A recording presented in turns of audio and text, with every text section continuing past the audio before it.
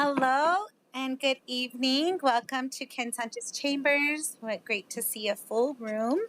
I call this June 9th, 2026 hybrid administrative meeting of the Board of County Commissions to order. We will have a moment of silence, followed by the Pledge of Allegiance led by Commissioner Barbara Baca.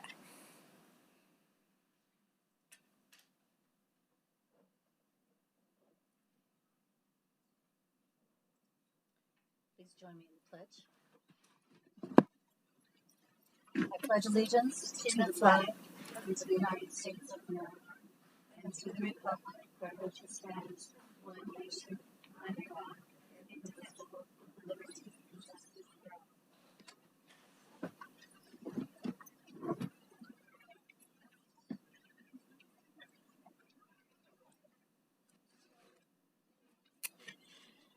Okay, thank you. Let's start on our agenda. Items 3, Madam County Manager, are there any changes or additions to the agenda this evening? Yes, Chair. There's a late addition, and that's 3A. It's Real Estate, Animal Care and Adoption and Education Center. We're requesting it be added to the agenda from 3A and heard under approvals as 11C.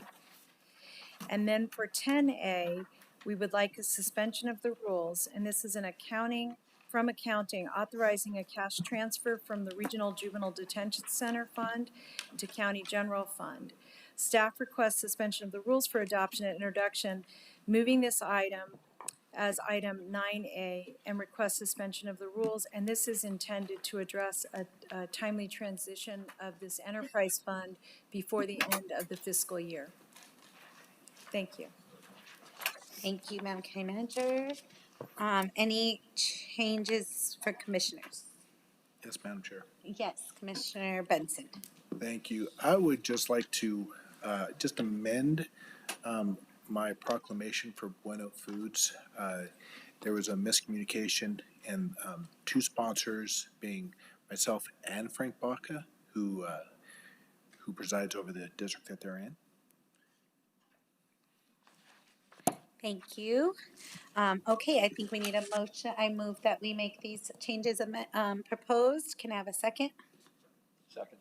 Thank you, Vice Chair. All in favor, please say aye. Aye. Aye. Any opposed? Okay, we have unanimous. Thank you. And we will move on quickly to item 4, proclamations. Monsoon Awareness Week with the sponsor, Vice Chair Frank Baca, and presenting Daniel Porter, meteorologist in charge, and Scott Overpeck, warming coordination meteorologist. Yes, Vice Chair. Thank you, Madam Chair. See our staff coming to the podium, and I'll read the proclamation. I ask you to identify yourself and to say a few words. The Bernalillo County Board of Commissioners, sponsored by Commissioners Barbara Baca, Frank Baca, Adrienne Barboa, Walt Benson, and Eric Olivas.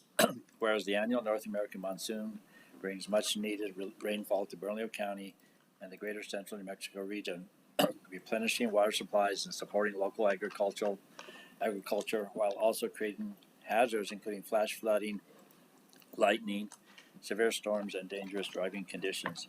And whereas Bernalillo County's diverse geography, including urban, rural, and East Mountain communities, face unique monsoon risks, with drought conditions, wildfire, burn scars, and urban runoff increasing the potential for flooding and debris flows. And whereas the resident safety depends on preparedness, public education, coordinated emergency response, and community awareness, particularly in flood-prone areas, including knowing evacuation routes, signing up for emergency alerts, maintaining defensible space around homes, and never driving through flooded roadways. And whereas the National Weather Service and local emergency agencies provide forecasting, warning systems, and public outreach that help residents prepare for and respond to monsoon hazards. And whereas Bernalillo County remains committed to partnering with public agencies and community organizations to strengthen monsoon safety, resilience, and recovery for all residents. Now, therefore, be it resolved that the Bernalillo County Board of Commissioners does hereby proclaim the week of June 7 to 13, 2026 as Monsoon Awareness Week in Bernalillo County, New Mexico, supports efforts to promote monsoon awareness, preparedness, and safety throughout the county, and encourage all residents to take appropriate steps to protect themselves, their families, and their property during the North American monsoon season, done this 9th day of June 2026 in Bernalillo County, state of New Mexico. So, gentlemen, if you'd please introduce yourself. And Madam Chair, Commissioners, County Manager. Tom Wamsley, I'm the Director of Emergency Management, and I have the National Weather Service here today, and I just wanted this to kind of demonstrate the partnership that we have with them and how closely and how much we rely on them for the information that they share. But I have Daniel Porter and Scott Overpeck to give a few words. Hello, Madam Chair, Mr. Chair, Commissioners. My name is Scott Overpeck. I'm the Warning Coordination Meteorologist at the National Weather Service in Albuquerque. We've really enjoyed our partnership that we have with the County Emergency Management. It is one that working together really is what helps keep people safe. With Monsoon Awareness Week, we just want people to be aware that we are going to see thunderstorm activity in and around the area, and we've already seen that. We have lightning, heavy rains, those threats, the flash flooding, but also it can get hot. And we're looking at the next couple of days are looking at pretty hot. So we have to think about the heat, being safe from heat and heat illness. And then also the drought and wildfire threats are still there as well. So it all comes together. And this is one of those ways that we can work together just to help people be aware that these are potential weather threats. And it's not just a one and done kind of thing. We got to be constantly prepared. And this is a good way to bring that awareness. So thank you for having us. It's a privilege to be here. thank you. Madam Chair and Mr. Chair and Commissioners, my name is Daniel Porter. I'm the meteorologist in charge here in Albuquerque, New Mexico. And just to kind of piggyback on what Scott said, it is Monsoon Awareness Week this week. And so I encourage folks to go to our webpage, weather.gov/ABQ. There's tons of resources available to you on social media as well on how to be prepared for monsoon season. As Scott mentioned, there's various different types of hazards that we have to contend with, and now is the time to be prepared. So to piggyback on what Scott said, thank you for the opportunity, and please be safe this monsoon season. Thank you so much, gentlemen. I appreciate you coming. It's an important subject, something that we often don't talk enough about it until after something happens. And so by doing this proactively, that is do the best we can to get the word out. So thank you all for coming up. If you'd like to come forward, we have a proclamation we'd like to hand you and get a picture. Hopefully with somebody.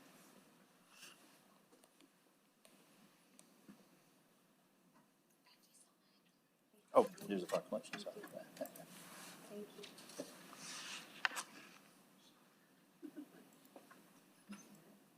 Take a couple, okay? I'll take one last. Thank you so much. Thank you. Thank you. All right. Good job, Tom. Thank you so much. Thank you. Thank you.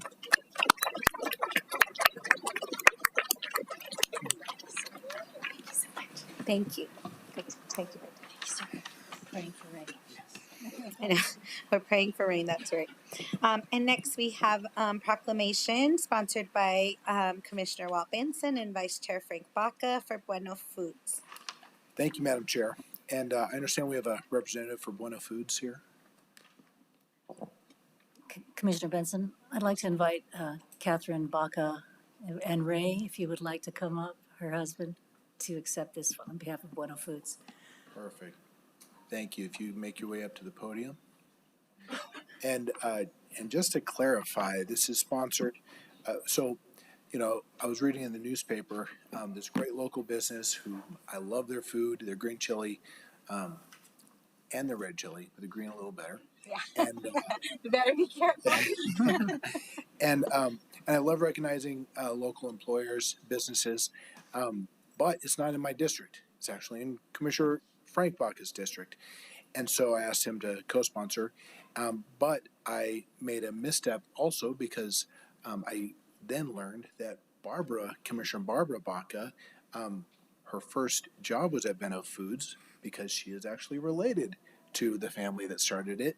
And so it's one of those companies that's had a huge impact on this commission. So, and Commissioner Barbeau loves it too. But actually, I'm going to pass this the official proclamation down to Commissioner Barbara Baca to gift it. But I would like to read it. And thanks for your service. The Bernalillo County Board of Commissioners, sponsored by Commissioners Barbara Baca, Frank Baca, Adrian Barbeau, Walt Benson, and Eric Olivas. Whereas Bueno Foods has been providing genuine New Mexican food staples for 75 years, which has consistently exemplified the taste, history, and tradition of our heritage. And whereas the Baca family can trace its New Mexico roots back 400 years after the discovery of a grandmother's diary revealed the family had been growing chili and hatch since the late 1800s. And many beloved recipes and skills were passed down. And whereas, after serving in World War II, Joe Baca and his brothers, Ray and Augustine, launched what would become Bueno Foods in 1951. The grocery store Ace Food on Bridge Boulevard next to the family's home. And whereas, their grandmother began dropping off enchiladas, rellenos, tamales, beans, and chili, whatever she was making that day, and customers wanted more, which became the genesis of the enterprise. And whereas, under former President Jacqueline Baca, a business plan and financing were set in motion to expand the facility near the National Hispanic Cultural Center, with the plant opening in 1984, a massive 130,000 square foot campus that now produces over 500,000 tortillas and 40,000 pounds of chili per day. Sorry. Lost one. With the grandma's familiar trademark. It's a lot of enchiladas. And whereas Bueno Foods, now under the direction of Jane and Catherine Baca, has become a nationally recognized manufacturer of traditional New Mexican foods and other products that are sold in thousands of stores and to distributors who sell to restaurants across the country.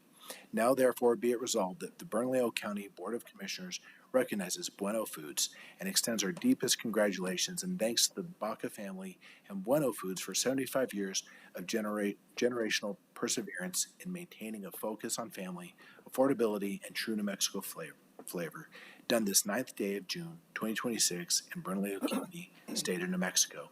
Thank you for your service. Thank you for employing hundreds, if not thousands, of New Mexicans and keeping us all well fed. Thank you.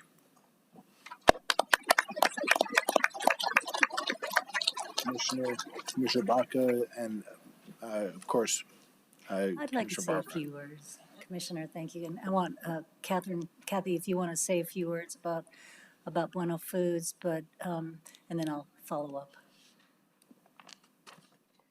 Thank you, Madam Chair, Mr. Chair, and all of you. We appreciate this honor. We think it is wonderful that here in our hometown we're being recognized.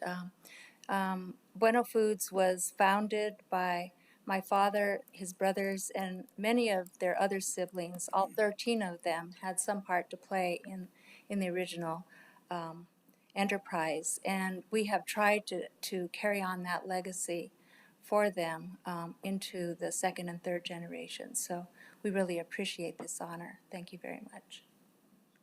Thank you, Kathy. And I just wanted to also extend my heartfelt thanks for recognizing the Bacas and Bueno Foods and for you coming, Kathy. I spoke with Jackie and Jean earlier about this, but I just want to say later today we're going to be talking about economic development, creating jobs, supporting local businesses, and the community benefits that our community values so greatly. And I believe that Bueno Foods really personifies that. They're located in the South Valley where they started. They stayed there. I want to, on one personal note, at your 60th birthday or anniversary, I helped with planting 60 cottonwood trees in the bosque right next to Bueno Foods. So they truly they're rooted here, and I am so proud to be part of your family. Thank you for coming. Thank you.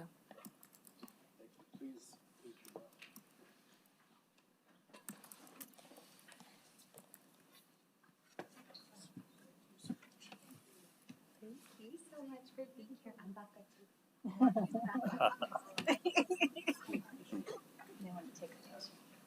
We'd love to take a picture. Say green Chile.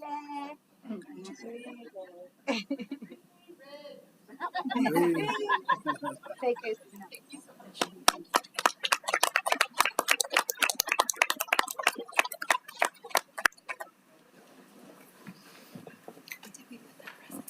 Okay, just as of note, I'm so happy we have a full household.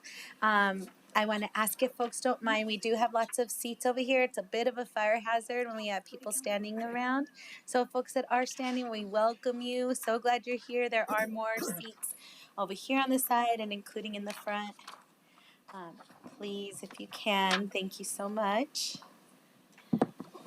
Okay, so now we are going to.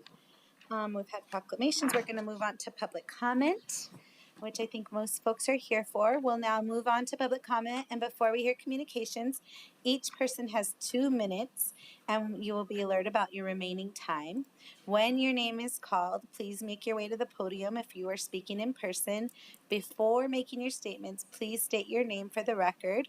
To maintain order and decorum and in the spirit of professionalism and respect for everyone present, speakers must adhere to the 2-minute limit. If the conduct of the presenter violates the rules, they may be subject to removal.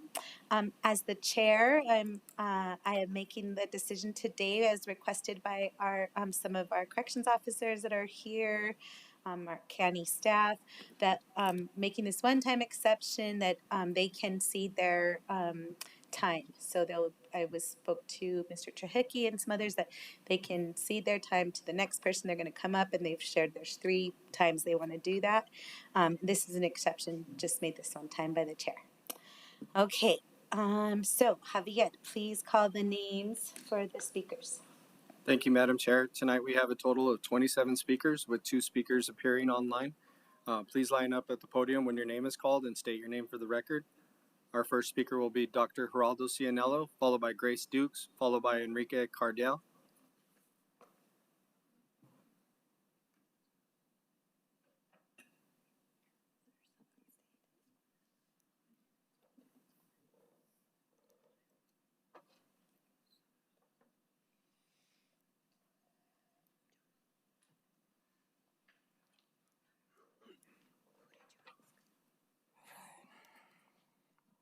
Okay.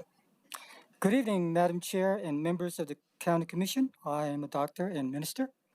Next month, we celebrate America's 250 years independence. Did you know? On June 14, 1777, the Second Continental Congress selected the flag of the United States. Our founders were in the midst of fighting an 8-year-long war to come out from under the dominion of the most powerful globalist king, and that is King George III of England in world history. 20 years after the Civil War, Union Army Captain George Thatcher Balch wrote the first version of the Pledge of Allegiance in 1885.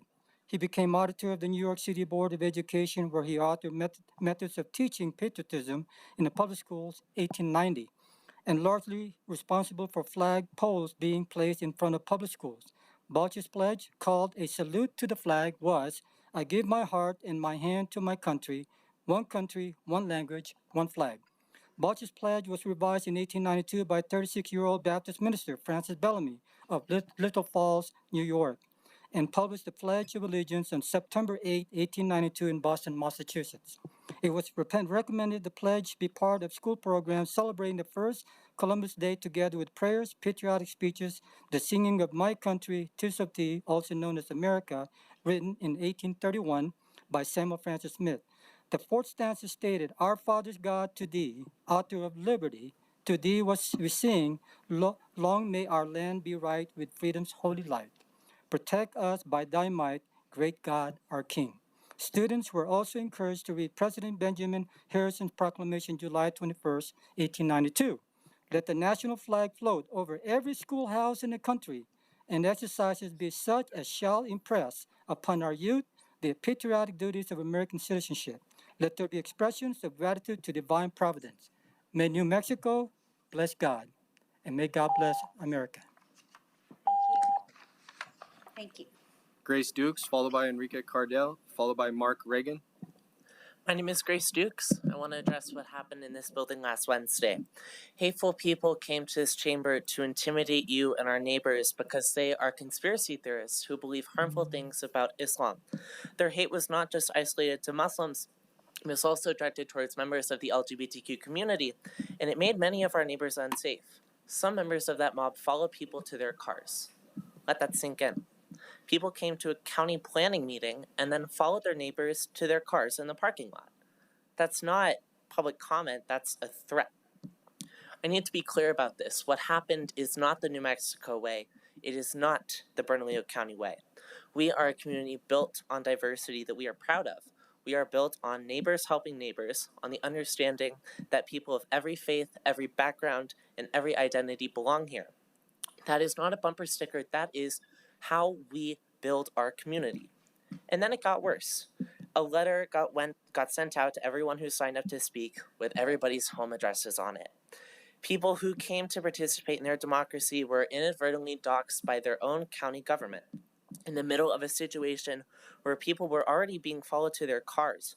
I do not believe that was malicious, but the impact was real and the danger was real, and that cannot happen again. I am glad to hear that you are moving the July 1st meeting to Zoom, but there's more that you need to do. You need to bring forward an ordinance to require, that will not require people to put their addresses in. Certainly don't require them to be sent out to everybody, because if we're going to have people from Rio Rancho and Sandoval County come here and say hateful things about Bernalillo County residents, then they should not be getting the addresses of residents of Bernalillo County. These residents from Rio Rancho do not know what Albuquerque is like. They do not know how we are, and they have no place here. We should not be sending them people's addresses. Thank you. Thank you. Enrique Cardell, followed by Mark Reagan, followed by Mary Walker Herrera. And Dick, I wanted to make sure you do have a 10-minute presentation after public comment. That's right. I was coming up to say that I don't need to speak at this point. I'll cede my time until later. Okay, thank you. Thank you, Commissioner. Mark Reagan, followed by Mary Walker Herrera, followed by Robert Speedy. Good evening. My name is Mark Reagan. I'm going to concede my time because I have at this time to speak later after an issue that's going to be brought up to the County Commission. Mary Walker Herrera, followed by Robert Speedy, followed by Nicholas Watkins. Good evening, Madam Chair and members of the County Commission. In 1916, President Woodrow Wilson designated June 14th as National Flag Day. Quote, I call your attention to the approach of the anniversary of the day upon which the flag of the United States was adopted by the Congress as the emblem of the Union. I therefore request that throughout the nation, the 14th day of June be observed as Flag Day with special patriotic exercises. To give significant expressions to our thoughtful love of America, our comprehension of the great mission of liberty and justice for an America which no man can corrupt, no influence draw away from its ideals, no force divide against itself. Done at the city of Washington in the year of our Lord, 1916, unquote. In 1954, the Knights of Columbus led a campaign to add, quote, one nation under God, unquote, to the pledge, resulting in Congress passing Public Law 396.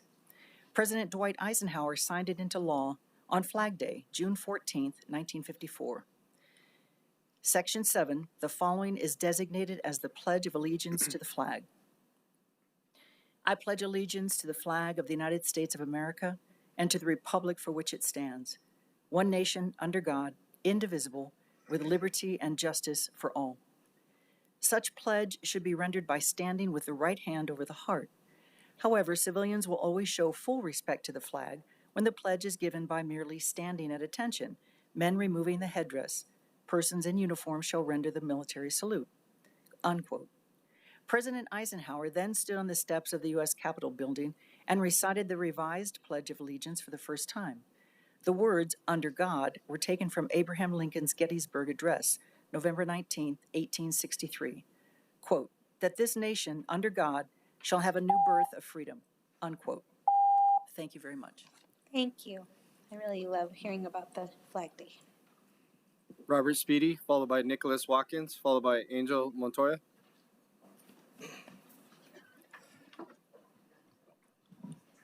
Good afternoon, Madam Chair, Vice Chair, and Commissioners. My name is Robert Speedy. I'm the Vice President of Local 2499, the Corrections Officer Association here in Bernalillo County. I'm also the Vice President of Council 18 for the city and county. I know many of you, as I've been here several times before, speaking and even showing support for your leadership in moving this great county in forward momentum. Today is not one of those great days. I do not wish to be here sharing this message with you. I wish that this was not needed and that through the county manager's office, all of this could have been resolved. However, that is just not the case.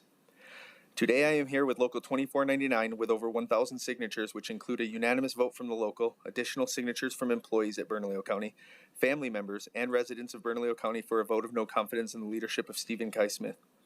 There is a great divide. Unfortunately, after a decade of work that the union and Bernalillo County have went through to share the same goal and mission with providing the absolute possible best for staff and inmates inside the walls at MDC, it is eroding at an unsafe speed due to decisions with leadership. I know that this board knows that we have filed the vote of no confidence. I'm going to guess that this board has read the Albuquerque Journal article. If you have not, then you are blessed, as it did not shed a great light over this great county. The article is a true testament and statement to the true issues at MDC. I've provided you all with several examples. However, I do not have enough time to go over them now. They'll be in a packet that we have to provide to every single one of you guys. We are available to speak with each and every one of you to answer any questions you may have. If the time comes up, please call us. Thank you for your time. Thank you. Nicholas Watkins, followed by Angel Montoya, followed by Donovan Greathouse. Good afternoon. My name is Nicholas Watkins. I am currently a sitting board member of Local 2499, the Corrections Officers Association of Bernalillo County Metropolitan Detention Center. I have been employed with MDC for over 15 years and dedicated much of my life to this county. A vote of no confidence in Warden Kai Smith was passed with unanimous support by Local 2499 members on May 15th of this year. The vote was due to a willful and failure to comply with the collective bargaining agreement and the exceedingly ineffective and non-existent leadership that has eroded work environment to an unsafe level.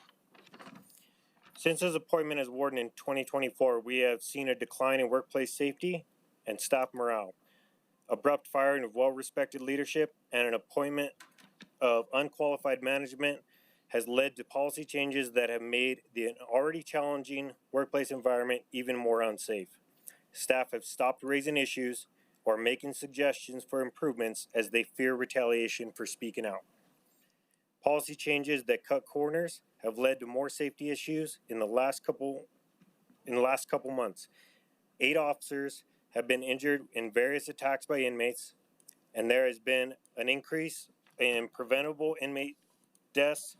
Members of the CERT team have resigned from their assignments because of these attacks and the lack of reasonable response from Warden Smith to address the increase in safety-sensitive situations. For over 2 decades, Local 2499 members created a strong working relationship with management through labor management committees, regular check-ins, and strong work solidarity at the bargaining table. We created an environment where employees were respected and our contributions taken seriously.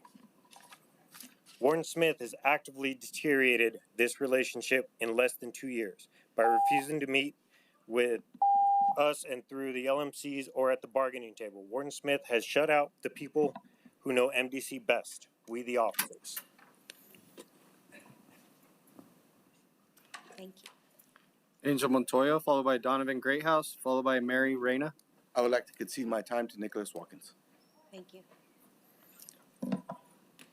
Over the past 20 years, we've created high standards for officers to make the job safer, fair practices for shift and post bidding, the clear channel of communication with management to ensure a secure facility. We are asking the Commission to replace Warden Smith with someone who understands the work needed to run a safe and efficient detention facility. His mismanagement has influenced all administrative facets of the department. His inability to make sound decisions has resulted in an environment where staff and inmates are no longer safe. Furthermore, the lack of leadership of all the facility administrators and captains whether it be through direct misdeeds or by silent acceptance, is a danger to all staff and inmates at MDC. Additionally, we are calling for improvements in staffing and training so we can continue to provide the highest quality of safety to those housed at MDC and our community. Our expertise on the job and our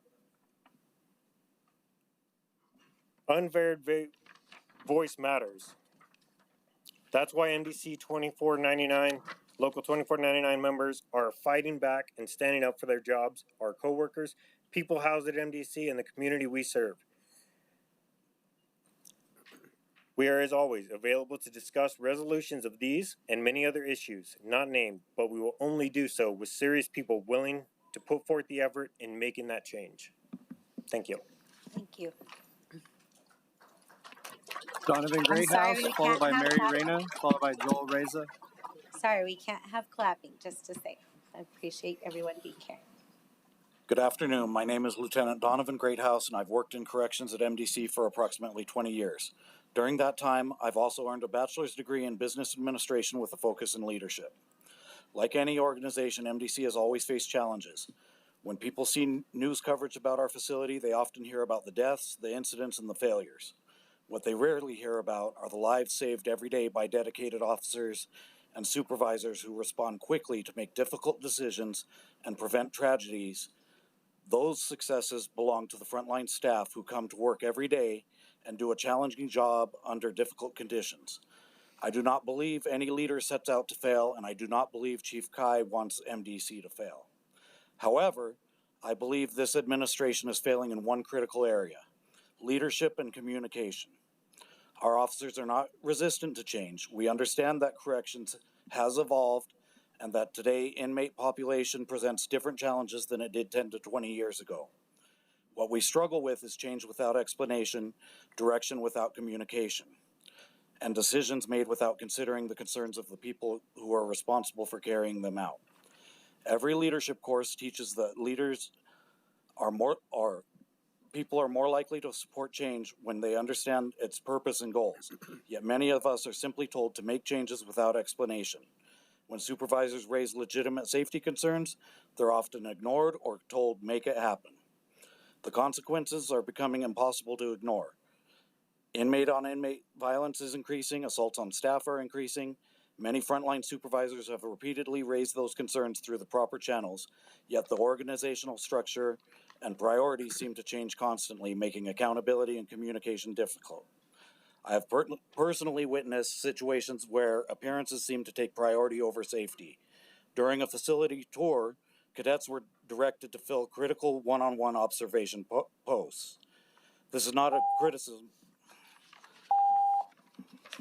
Thank you. Finish your thought, sir. Mary Reyna, followed by Joel Reza, followed by Gerald Heptine.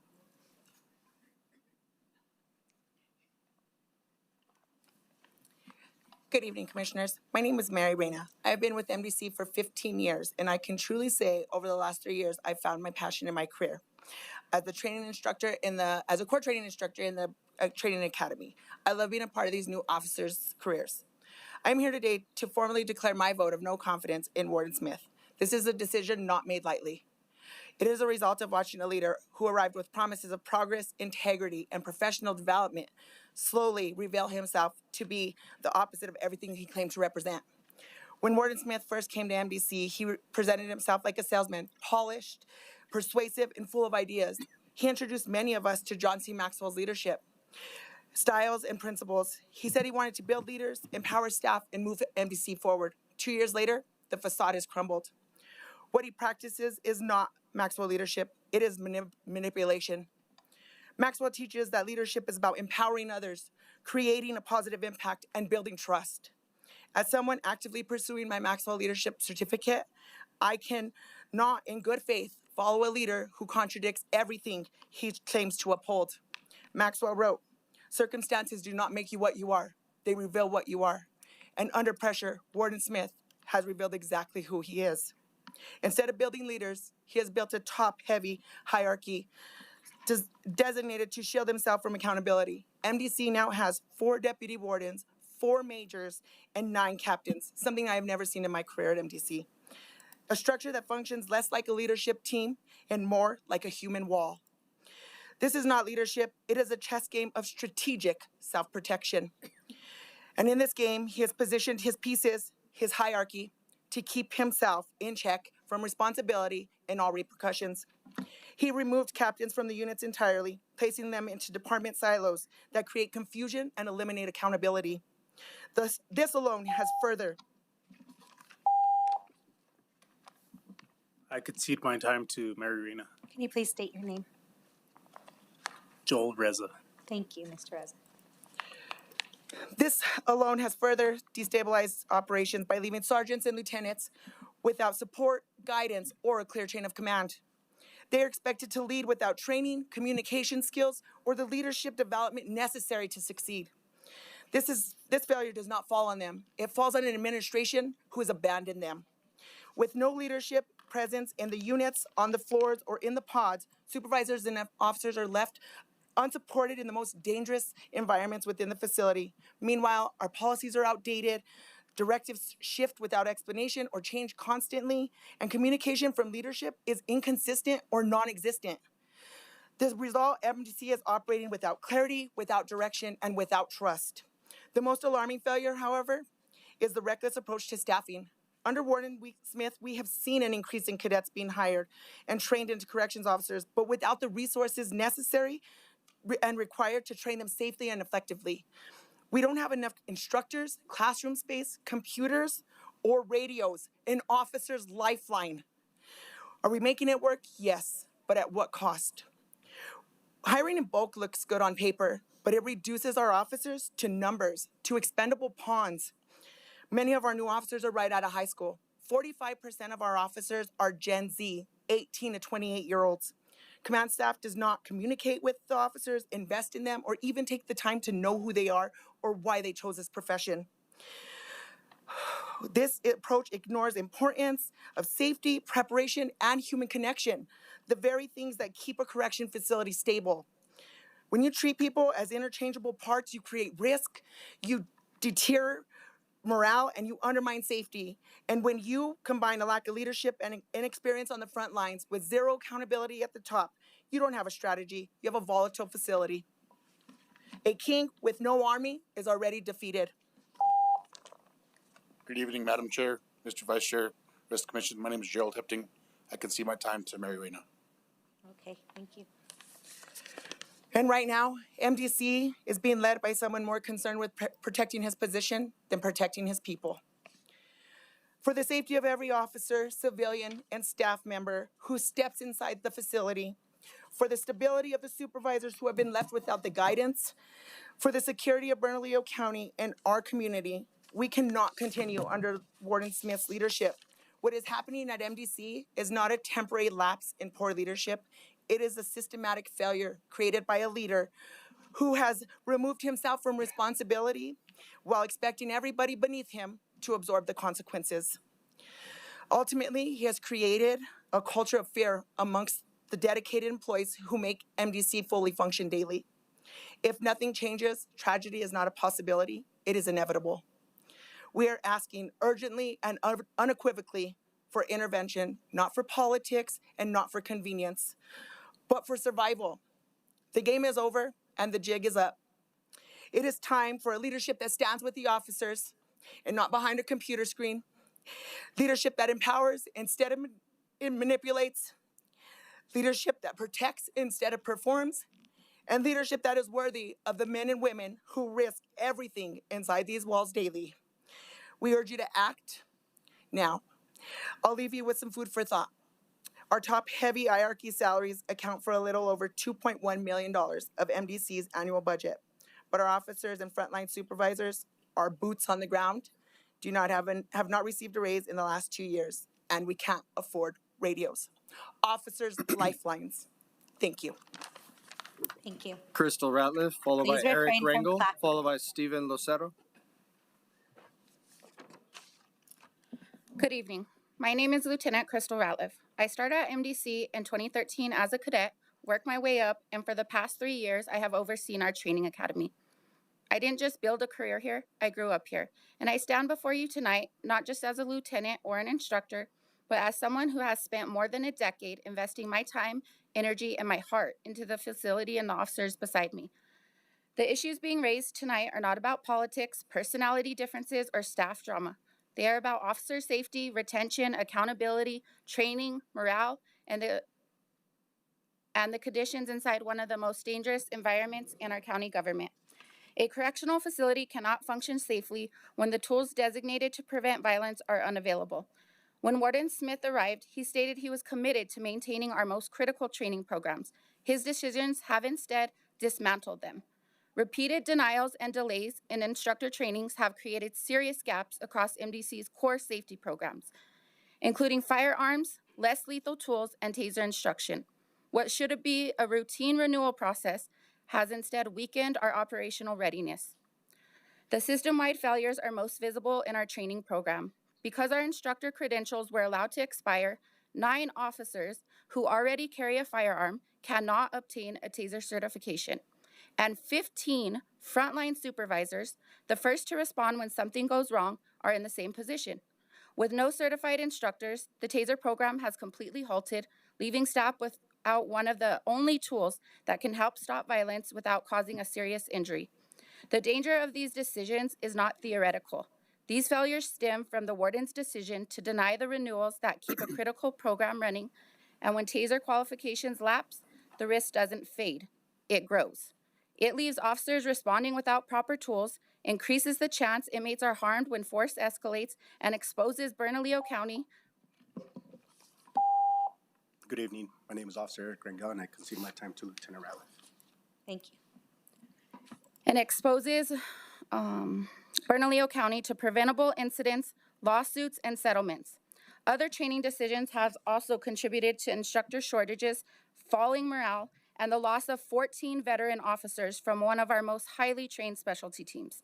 When experienced staff began stepping away from specialty assignments after years of commitment, that is not routine turnover. It is a warning sign that something is fundamentally wrong. Training is not an expense, it is a safeguard. As a supervisor responsible for training, I take our staff safety personally. Officers rely on my team to prepare them for emergencies, high-pressure situations most people will never face. When safety concerns go unanswered, I have a duty to speak up, and that duty is why I am here today.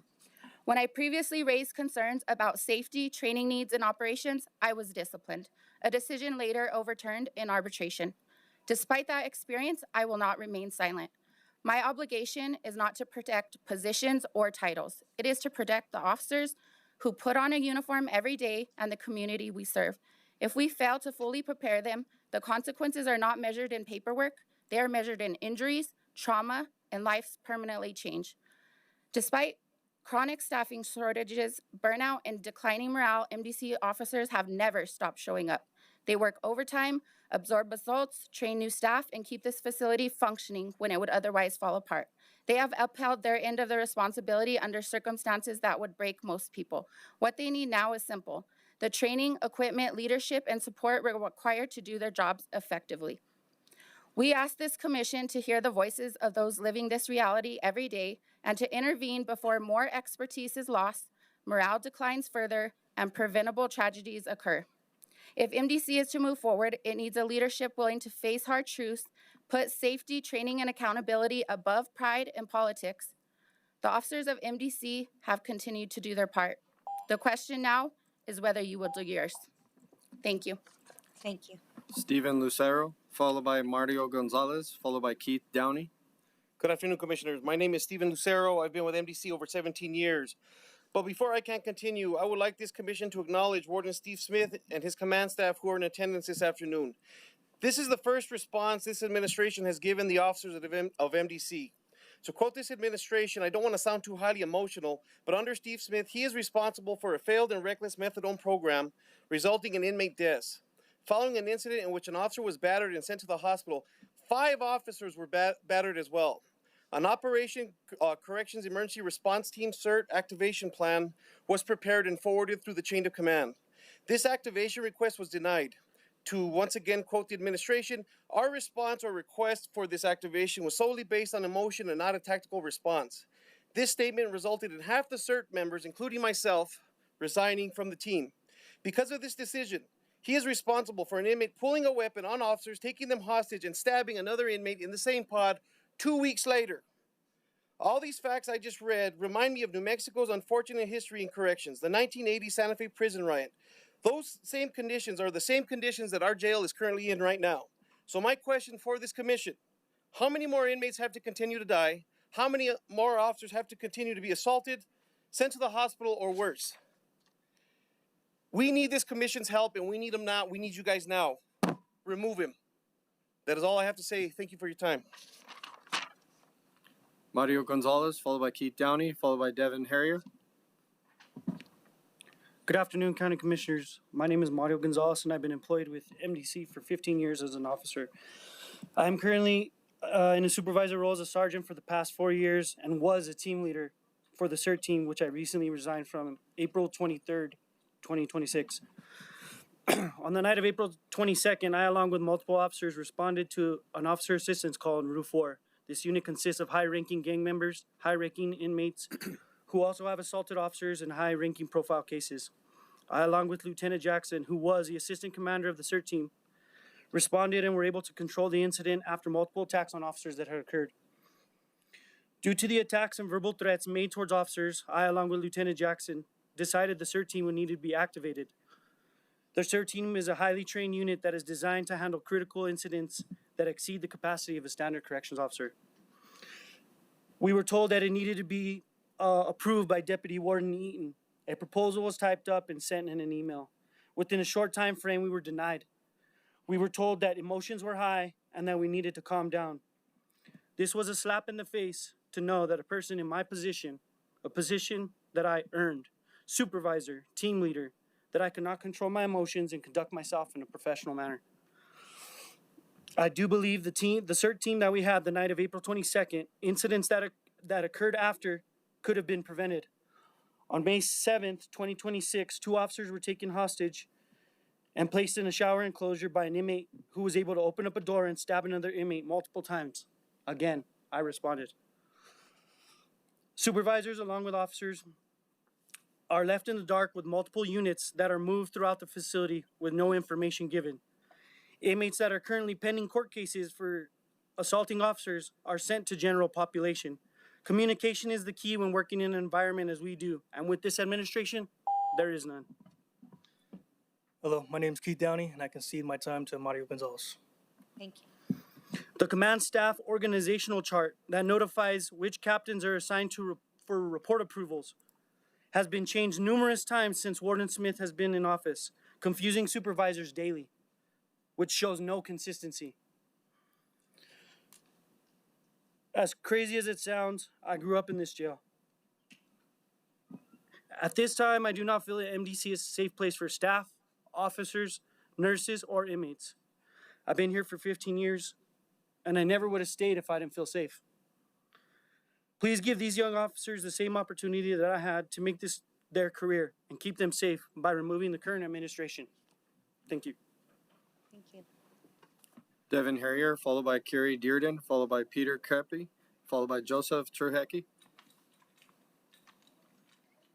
My name is Sergeant Harrier. Let me shed some light on what this administration has changed within our jail.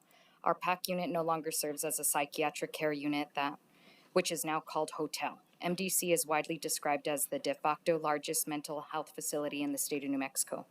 Before this administration, our PAC unit would hold a total of 170 inmates. We now move inmates everywhere within the jail instead of in one unit. Instead, using our cells that hold clinical seclusions, suicide watches, inmates who need clinical seclusions for their safety, and others are now being used for detox inmates, limiting space, pushing mentally ill individuals into general population pods, causing mayhem, mixing mentally ill inmates with normal general population inmates. I was told by PSU that they are crazy, but they are not crazy enough. I currently just had a death on Easter involving an inmate who never should have had access to a sheet. Now let's talk about Rue. It's currently called Golf Unit. It used to be Rue 4, step down Rue 7, step down Rue 2, then GP. Now inmates go directly from Rue 4 to general population pods or to Rue 2 per STIU for safety of other staff and inmates. Let's forget about the staff for a moment and talk about the other inmates, putting them in harm's way with these violent individuals who have not been given the tools to succeed but with only the mindset of violent tendencies, which their history shows at MDC. I was once told by an inmate in a step-down program, what makes you think I won't kill you? What's 18 months to a life sentence? Being a former transport officer, I know their sentence runs concurrent with their current charges, so most of the time they won't even do the time for assaulting staff. Now moving on to training our staff. Facility-wide training has not been completed since 2018. You're telling me our staff hasn't received any kind of formal retraining certification 40-hour block. When I was in the training department, I was getting this training underway when I got booted from that department. I had a situation where multiple inmates and staff were sent out to the hospital. I requested the use of CERT, STIU, and K9. I was ultimately denied. These officers and medical staff all got exposed to drugs. Kiri Durden, followed by Peter Kepi, followed by Joseph Truhecki, followed by Louis Romero. Hello, my name is Kiri Durden. I concede my time to Devin Harrier. Thank you. You all don't understand what we go through every day, going from what we see, our brothers and sisters being assaulted by these inmates within these walls. Seeing inmates batter each other, seeing the mass amount of blood, seeing inmates overdose, foaming at the mouth, hearing the agonal breathing of inmates in medical distress, performing CPR on inmates, breaking their ribs, feeling the squishing of their chest under our hands, hearing them take their last breath, having to cut inmates down who have committed suicide. We don't stop our work. We continue day in, day out. I'm going to end this with MDC as the 48th largest jail in the United States. They are allowing this facility to crumble. Our staff isn't being supported. The safety of our staff and inmates is in peril. We need to focus on bringing safety back, and that should be our number one concern. Thank you. Peter Koepi, followed by Joseph Truhecki, followed by Louis Romero, followed by Kimberly Apodaca. Hi, my name is Peter Kepi. I want to say I support the vote of no confidence. Good evening, County Commissioners. Once again, my name is Peter Kepi, and I'm a proud United States Marine. I served this country. I've served for 33 years. I've served the state of New Mexico, with the New Mexico State, and also with Bernalillo County for over close to 20 years. Throughout my career, I have encountered many challenging aspects of this profession. Yet my commitment to serving and protecting the community remains unwavering. I have always upheld the values of honor and leadership, even though I am just a correctional officer. True leadership involves leading by example. This means actively engaging in officers rather than merely issuing commands from an office. It is concerning to see command staff who are unprepared and lack essential security equipment while interacting with officers. Additionally, I am surprised to learn that some ranking officers do not respond to critical situations. If an officer is getting assaulted and they're standing out the door, I was told by a major, I do not have to respond. What happens if that officer's dead? He could have saved them. Furthermore, I would like to address issues of promotion within our ranks, particularly the case of Lieutenant Brian Baca, whose qualifications were overlooked in favor of a less experienced candidate, likely due to personal connections of the warden from his old facility in Florida. I urge investigation into the underutilization of the CERT team, as I would face investigation if I did not do my job. Even captains and majors have to come from other facilities, do not even go through training. They just come to work, put on their bars, and they went to work. They never went to the training academy. They never learned our procedures. They never learned our policies. They never learned anything. They just came in and went to work. So, thank you. Thank you. Joseph Truhecki, followed by Louis Romero, followed by Kimberly Apodaca, followed by Red O'Reilly. Good evening. My name is Joseph Truhecki. I'm the president of the Bernalillo County Corrections Officers Association 2499. I'm also the president of Albuquerque, New Mexico, Council 18. I'm standing here before you today with 20 years in Bernalillo County and 20 years with MDC. In the last 10 years, we've had a harmonious relationship with the county. And this was confirmed by county manager at the time, Julie Morgus Baca, on June 11th, 2024, who stood here in this very chambers with me and Warden Smith. And Warden Smith addressed this commission and stated, "Let my actions speak as I go forward with my team." Well, you've heard what his actions were, and let me add a few. The first arbitration decision against this commission in 10 years. The first PPC Labor Board decision against this commission in 10 years. And now we're in our first impasse for negotiations in the last 10 years. We ask you to stand with us. MDC needs a leader, not a king, not a Roman emperor, not a Machiavellian ruler. We need an actual leader. Not a manager of people, not someone who walks through the halls and doesn't even acknowledge his own staff. Not someone who just demands the power to make every decision because he wants to. Not someone who takes his numerous new leadership positions, puts them in place, and doesn't let them make decisions. Not someone who doesn't care about what happens in the facility and goes as far as to remove himself from all the critical emails so he has no culpability and he could say, well, I didn't know that happened in the facility. We're imploring you to force the county manager to remove Warden Smith from MDC. Local 2499 board is more than welcome to be available to you for any meetings to answer any questions or concerns. Thank you. Louis Romero, followed by Kimberly Apodaca, followed by Red O'Reilly, followed by Joel Villarreal. Thank you. I guess I just want you guys to really hear us out, and I hope you paid attention to everybody here speaking because we're all under a lot of pressure. Our facility isn't safe. I've talked to you, Cindy, about this situation. I've asked you to remove Warden Smith. He's not a good leader. A lot of the people that are under him are not that good. They've already hit the strong key points that I wanted to address. I pray that you guys back us. I think that we are a strong and a great team. And I thank you for listening to us. That's all I have to say. Thank you. Kimberly Apodaca, followed by Red O'Reilly, followed by Joel Villarreal. Good evening, Madam Chair, Vice Chair, Commissioners. My name is Kimberly Apodaca. I stand before you today not only as a community member, but as a mother. For decades, many families in New Mexico have endured the heartbreak of having loved ones behind prison walls while facing uncertainty, fear, and in some cases, the misuse of authority by those entrusted with their care. I know this personally. 4 years ago, my son was incarcerated at MDC. I stood in this very spot fighting against corruption and misconduct that affected my family, not once, but twice. I understand that the job of a correctional officer is difficult. Working in a correctional environment is not easy, but no challenge negates the fact that the people behind those walls are human beings deserving of dignity, safety, and ethical treatment. The reality is that we have long operated within a broken system, one that has often lacked human-centered leadership, psychological safety, accountability, and ethics. Things are not perfect today, and no one is claiming they are. But since Warden Kai Smith stepped into this role, I have witnessed meaningful change. He is addressing issues that many before him failed to confront. He has brought a level of leadership, transparency, and humanity that gives families like mine hope that progress is possible. For every mother who has spent sleepless nights worrying about a child behind those walls, I want to acknowledge the positive steps being taken. Change takes time, but real reform begins with leaders willing to face difficult truths and work towards solutions. I encourage you to recognize the progress being made under Warden Smith's leadership and to continue supporting efforts that create a safer, more accountable, and more humane correctional system for everyone. Thank you.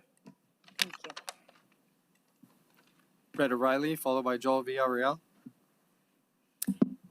Good evening, Madam Chair, members of the Commission. I speak on the issue not only as a community member, but as a mother and the wife of individuals who have experienced incarceration firsthand.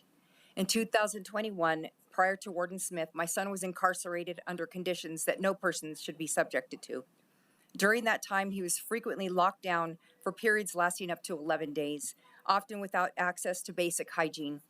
He was regularly forced to choose between taking a shower or using the telephone to communicate with family.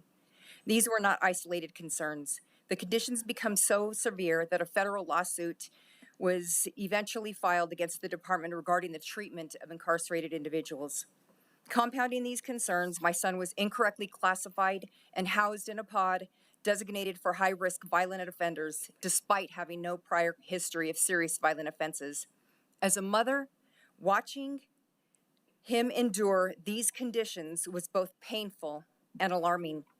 Fortunately, he was released and able to move forward. However, he returned to incarceration in 2025, where he reported significant improvements in the facility. He stated that many of the arbitrary lockdowns and restrictions that had once been a commonplace were no longer occurring.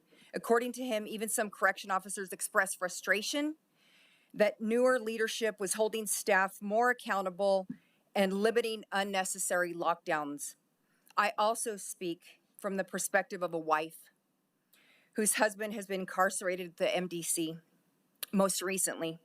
These experiences have reinforced my belief that correctional facilities must operate under clear policies, lawful procedures, and professional standards, not according to the personal preferences or unofficial practices of individual staff members.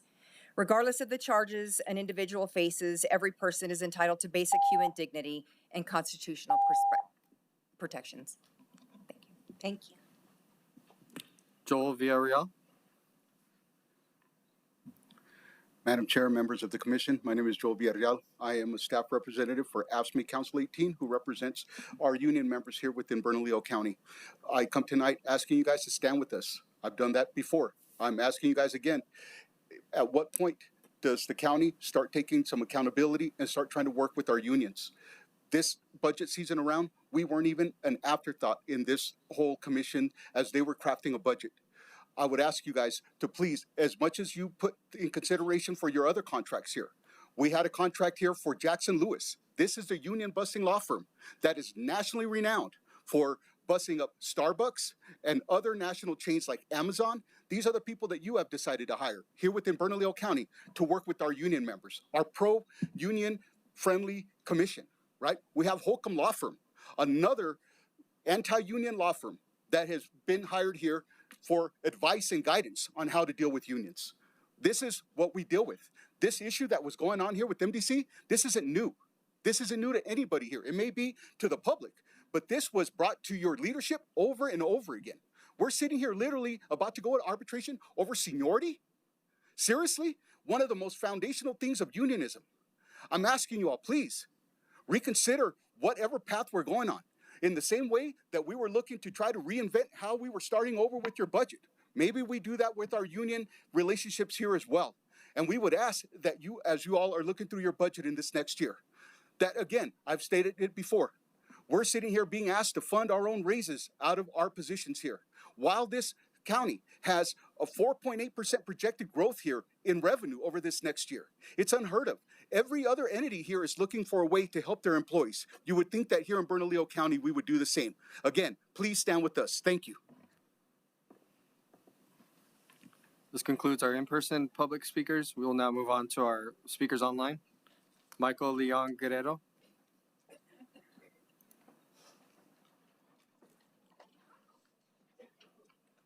Good evening, Madam Chair, Commissioners. Apologies, I may not be available for the agenda item later this evening. Just wanted to say, first of all, I was a co-chair of the Economic Development Steering Committee that had been meeting over Michael, the past... Mr. Leon Guerrero, if you could just hold 1 second, there's some background noise as folks are exiting the building. If you just wait 1 minute, I'll let you know when.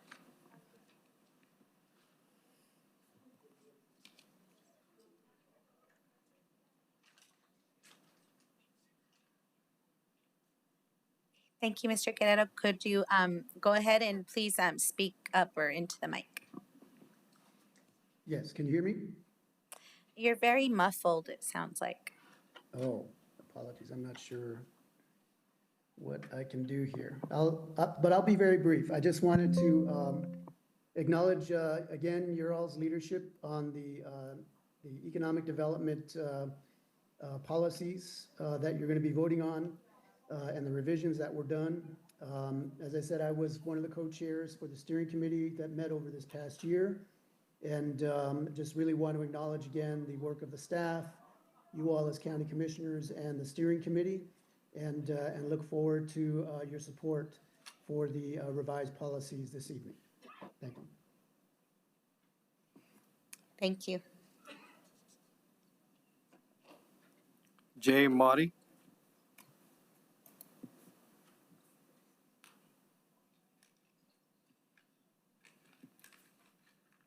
Hi, can you hear me? Yes, we can. Thank you. Okay, thank you. Good evening, commissioners, and thank you for the opportunity to speak. This is mostly focused on the North Domingo Baca Aquatic Center.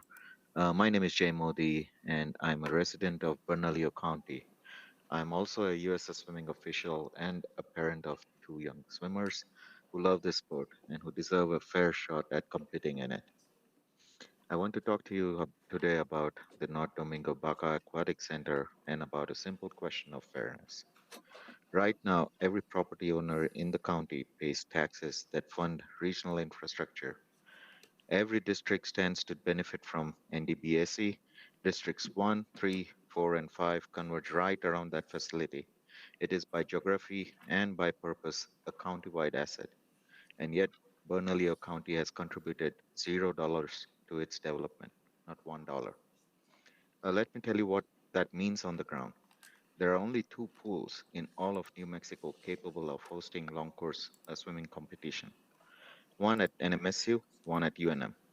West Mesa and Farmington have hosted state meets, but both have serious limitations. Shallow ends that prohibit diving, no warm-up or cool-down lanes. UNM alone cannot absorb the demand for a state championship meet. So our kids, our young New Mexico swimmers, are forced to travel out of state just to compete against athletes who have access to Olympic-sized pools year-round. That is an inequity that falls hardest on families who can least afford it. An Olympic-sized standard aquatic facility here doesn't just serve our athletes. It positions Albuquerque to host regional competitions, bring visitors, revenue, and investment back into our local economy. Commissioners, a $10 million bond allocation would be meaningful, proportionate step, a signal that this county recognizes its responsibility to the residents it serves. Our Thank kids you. aren't. Your time has been up. Thank you. Thank you, Madam Chair. This concludes our public comment. And Madam Chair, if I may, we had a gentleman here who wished to speak later in public comment. So if you wish to give him the opportunity now. Sure, go ahead. Please state your name for the record. Good evening. My name is Mark Regan, and I want to say that I'm an individual that is personally impacted by incarceration at MDC, and I want to shed some light that I believe that the correctional officers are saying they have a no vote of confidence in the warden, and the real reason is because he has been making true changes in the treatment and behavioral health system and the treatment of the actual person that is incarcerated. And these individuals, I personally witnessed, the reason why they don't like it is because he's making them work the pods instead of sitting in a break room on the computers, eating burritos, and not wanting to work and leaving people locked down for days at a time. They would leave the pods and go sit in the break room while there's a unit of 64 people locked down in the cells, not caring if they had showers, not caring if you had communication with your family. And not everybody in the MDC jail is convicted or should be considered innocent until proven guilty, but yet treated like animals. And the CERT team and all these people that are saying that they're mad, it's because they're mad because they have to actually do a job. Comments were made as, oh, I'm a CERT team, I'm just here to mess people up or instruct violence upon people, as in extracting them from cells or hitting them with tasers. They don't want to be a regular person, say they have to cover another officer to watch a pod. And that's what they're true. Like, I believe that Warden Smith has made real changes. He's been in contact with community groups on a monthly basis, trying to make things better and trying to make true changes, because the truth of the matter is these people that are incarcerated in our jail are going to be back in our community. And not everyone is homeless or, as they consider, just like lower than low. Some people are incarcerated and they have real lives and real families and made mistakes, and they are going to be back in the community. And I just believe he's made real changes. Thank you. Thank you for everyone who came out to public comment. We really appreciate that. Is what our government is. It's a ability to speak up on behalf of ourselves. So thank you everybody who came out. I am excited to announce item 5A, the Health Equity Council, who has been working on behavioral health in our community. We have done numerous things in collaboration or partnership with the Health Equity Council, and I'm excited that we'll be hearing from them today, this evening.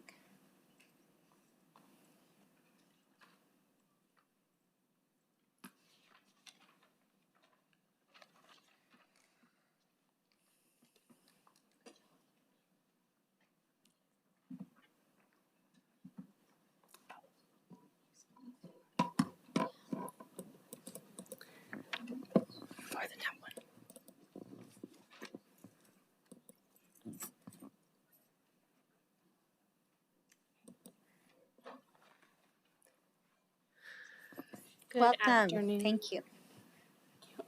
Good afternoon, Commission. My name is Anna Horner, and I'm really excited to be here today. Thank you for the opportunity. We are from your local Bernalillo County Health Equity Council, and we are here to talk about our work in behavioral health and supporting the behavioral health system. I'm here today with our Executive Director, Enrique Cardiel, and our Content Creation Specialist, Jess Bess. As many of you know, Bernalillo County has one of the most dedicated behavioral health workforces in the state, and yet our outcomes in behavioral health remain stubbornly difficult to move. And today we want to share what the Health Equity Council has learned about why that is, and some tools that we've done to be part of the solution and to shift the efficacy of our system just a bit. And I'm going to pass it to Enrique to give a broader state context on health councils. Thank you. Thank you for having us, Commission. We appreciate that. And I'm going to go quickly over this part so that we can get into the depth. So your Health Equity Council is part of the County Health Council system created for the state of New Mexico. We've been in existence since 1992. We are now a nonprofit and partner with the county, city, and state government, as well as community organizations. There are a total of 43 health councils in the state, 33 counties, and 10 tribal councils. And the councils are, to the best of our ability, community-based. We're not part of government. We're not an independent advocacy organization. What we do is try to convene folks for public health.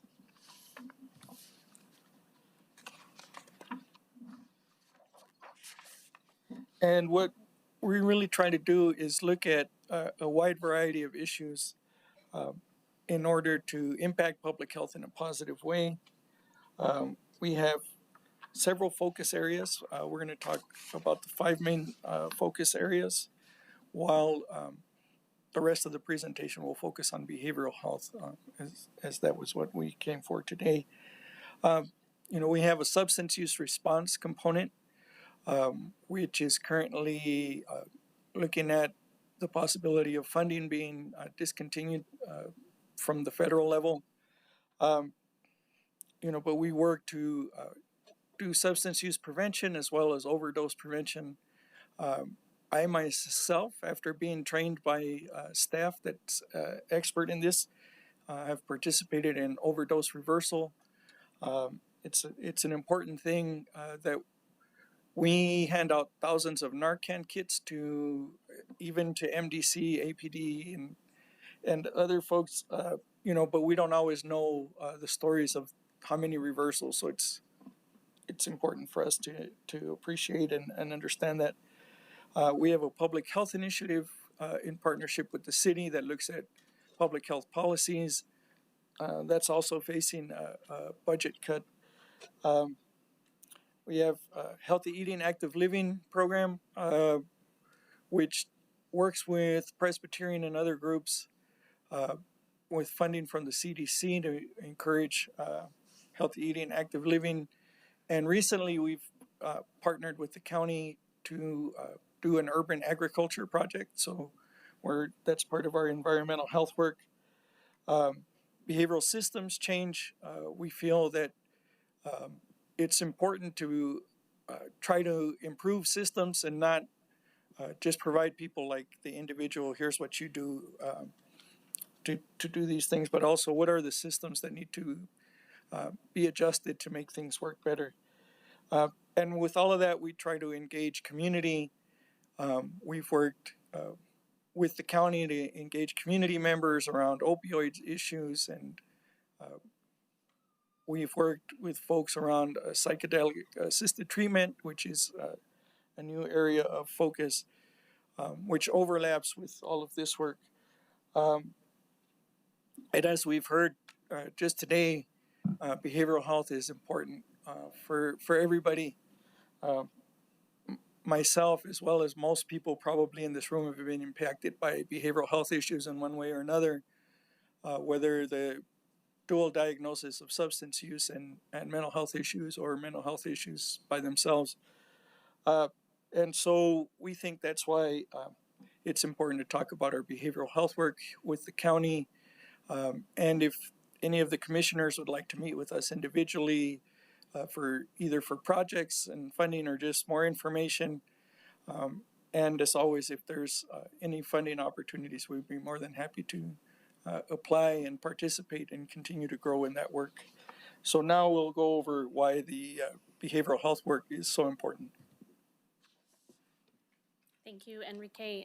Yeah, we just want to share with you guys, I don't think it's a secret that there's this question of why, despite the investment of so many folks dedicated to improving behavioral health and the increased financial investment we've seen at the county level and the state level, why are we not able to move the needle on behavioral health outcomes? And so that's a question that we've been asking at the Health Equity Council, and have gone out to learn more about it by reviewing dozens of reports and assessments that have been written, many paid for by the county, about the behavioral health system. We've had dozens of one-on-one conversations with leaders and behavioral health stakeholders to try and understand where the system isn't sort of making the connections needed in order to change the outcomes that we're experiencing. And we've heard from folks that a big piece of what's needed to change the system, a system that we know is trying very hard to address the need, is increased collaboration, improved collaboration across providers, partners, city government, county government, the universities, et cetera. And so we went out and we did some research on collaboration and coalition best practices. So we know we need to collaborate more. Well, how do we do that? And how do we do that internally? And how do we do that with our other partners? And we've developed some tools that we're excited to share with you guys today to support collaboration for strengthening and supporting our behavioral health system.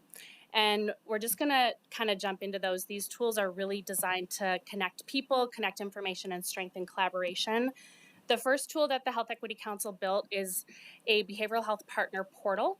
I'm going to show this for you guys quickly, but this is on our webpage. And what it is a directory of all of the different behavioral health groups, coalitions, collaboratives, councils, boards operating within Bernalillo County, as well as across the state. Why this matters is because one of the most common things we hear is that we didn't know another group was doing this. We didn't know other group was working on this.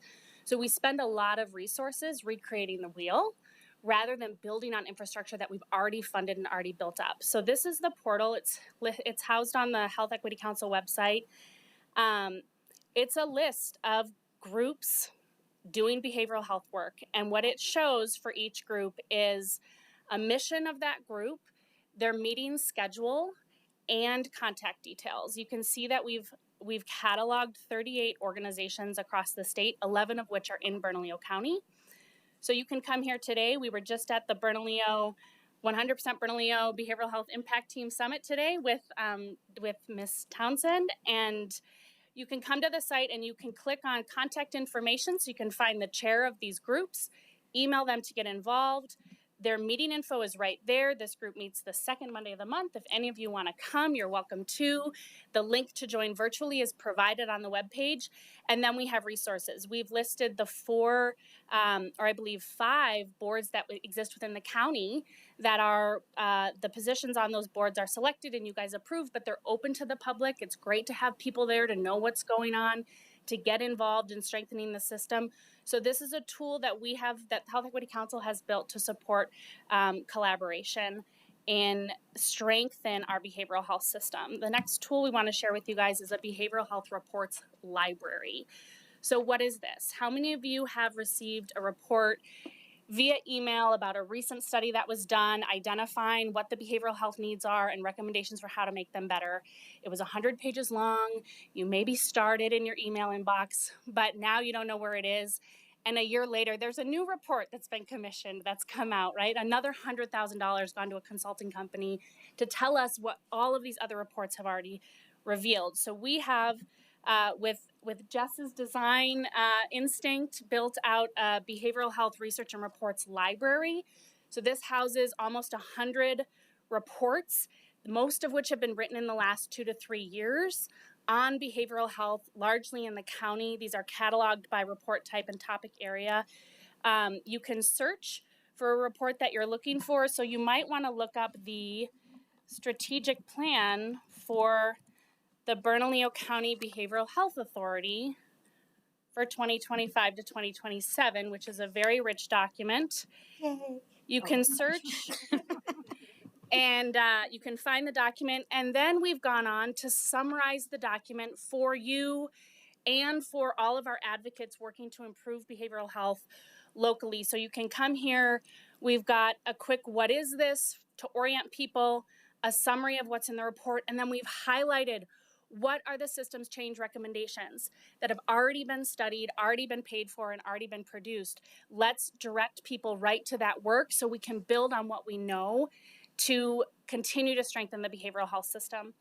And I want to be respectful of everybody's time. We have one more initiative that we've developed, which are these collaboration for systems change workshops. So we have done a deep dive into coalition and collaboration theory. We hear it all the time. We need to collaborate, we need to collaborate, we need to collaborate. How do we do that?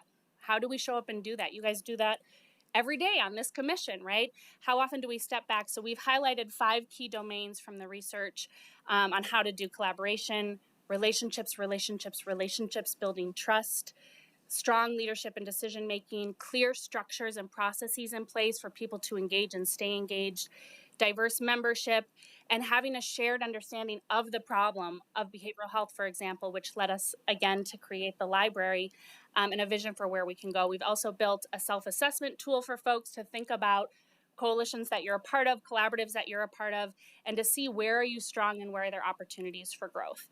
So these are 3 tools that we've built at the Health Equity Council to address some of the behavioral health system opportunities out there. So we thank you so much for your time and for your leadership. And we have our email addresses on the slide. If you guys have any questions now or in the future, please feel free to reach out. Thank you so much. Thank you so much. Don't leave yet. I just have we might have some questions. I just wanted to say thank you. Well, the presentation just looks amazing. And yay, I have all the resources I have been looking for at the tip of our fingers. But great information. And we have actually on this commission been talking quite some time about ways that we can implement a lot of the work that you have been doing this research on. So I think this will be very handy to us as we try and make decisions about the kind of care we're able to provide for our community. So thank you so much. Does anybody else have any questions, comments for the Health Equity Council? Thank you. Thank you so much for this resource. Yes. Thank you. Thank you for having us. Yes, thank you. Thank you. Okay, moving right along. We will move on to agenda item 6, approval of consent agenda. Madam Clerk, please provide a resolution number for item 6E. Yes, Madam Chair. Item 6E is AR 2026-61. Thank you, Madam Clerk. The consent agenda has been published and made available to the public. Therefore, I move approval of the consent agenda. Second. Thank you, Commissioner Barbara Baca. All in favor say aye. Aye. Thank you. Unanimous pass. We now move on to items number 8, adoption of ordinance amendments in county code. Madam Clerk, please issue an ordinance number for 8A. Yes, Madam Chair, item 8A is ordinance 2026-8. Thank you, Madam Clerk. We'll start with the first item, Economic Development Director Marcos Gonzalez to present. Good evening, Madam Chair, members of the Commission. And so tonight is final adoption of the economic development financing policies. As a quick reminder, we've been going through the iteration of approval since 2024 and through our community dialogue process and working with the steering committee. And we're here today for final adoption. Again, these policy changes provide aligning a simpler a definition within the policy, a language, taking a lot of language from the community a dialogue and from the steering committee, as well as incorporating the community benefits objectives, as well as implementing the data center ordinance as well, and as well as taking in a lot of from the new rubric. All of those pieces will be placed into our compliance and annual reporting as well. So again, so for next steps after this final adoption is we'll add the economic development pieces into the county strategic plan and implementing, and we'll work with the entire commission on getting the economic development advisory board members appointed, and then beginning to work with them on not only the community a benefit fund policy pieces, but also on the tracking and seeing how the new policies are going. So with that, I'll stand for any questions. Thank you so much, Director Gonzalez. Yes, Commissioner Barbara Bach. Not really a question to start with, but I wanted to once again express my thanks to Director Gonzalez and the county manager. I am very proud of Bernalillo County today. I think that we all up here and then in our community understand the importance of economic development that incentivizes companies and builds jobs, and also puts forward our community values through our community benefits component of the changes of our economic development policies. So thank you all. This has been over a year and a half of community dialogues. I think we've listened. I think we have a really good product here, and I move approval. And then I have a slight floor amendment, but I won't move approval. I can second that. Thank you. So we have a motion and a second. Any further discussion? Yes, Commissioner Benson. Thank you, Madam Chair. I've shared my concerns with this process over the last year, and I fear that the current policy, as is being presented tonight, is just full of disincentives for economic development, and my concern is that economic development will slow down in Bernalillo County because of these policies, and so I do look forward to direct feedback, numbers, and I hope for proof that I'm wrong on this. But with that, I will not support. Thank you, Madam Chair. Thank you, Commissioner Benson. Yes, Vice Chair. Thank you, Madam Chair. So I've said this before, and I guess keep saying it, but I think this is just start of the work.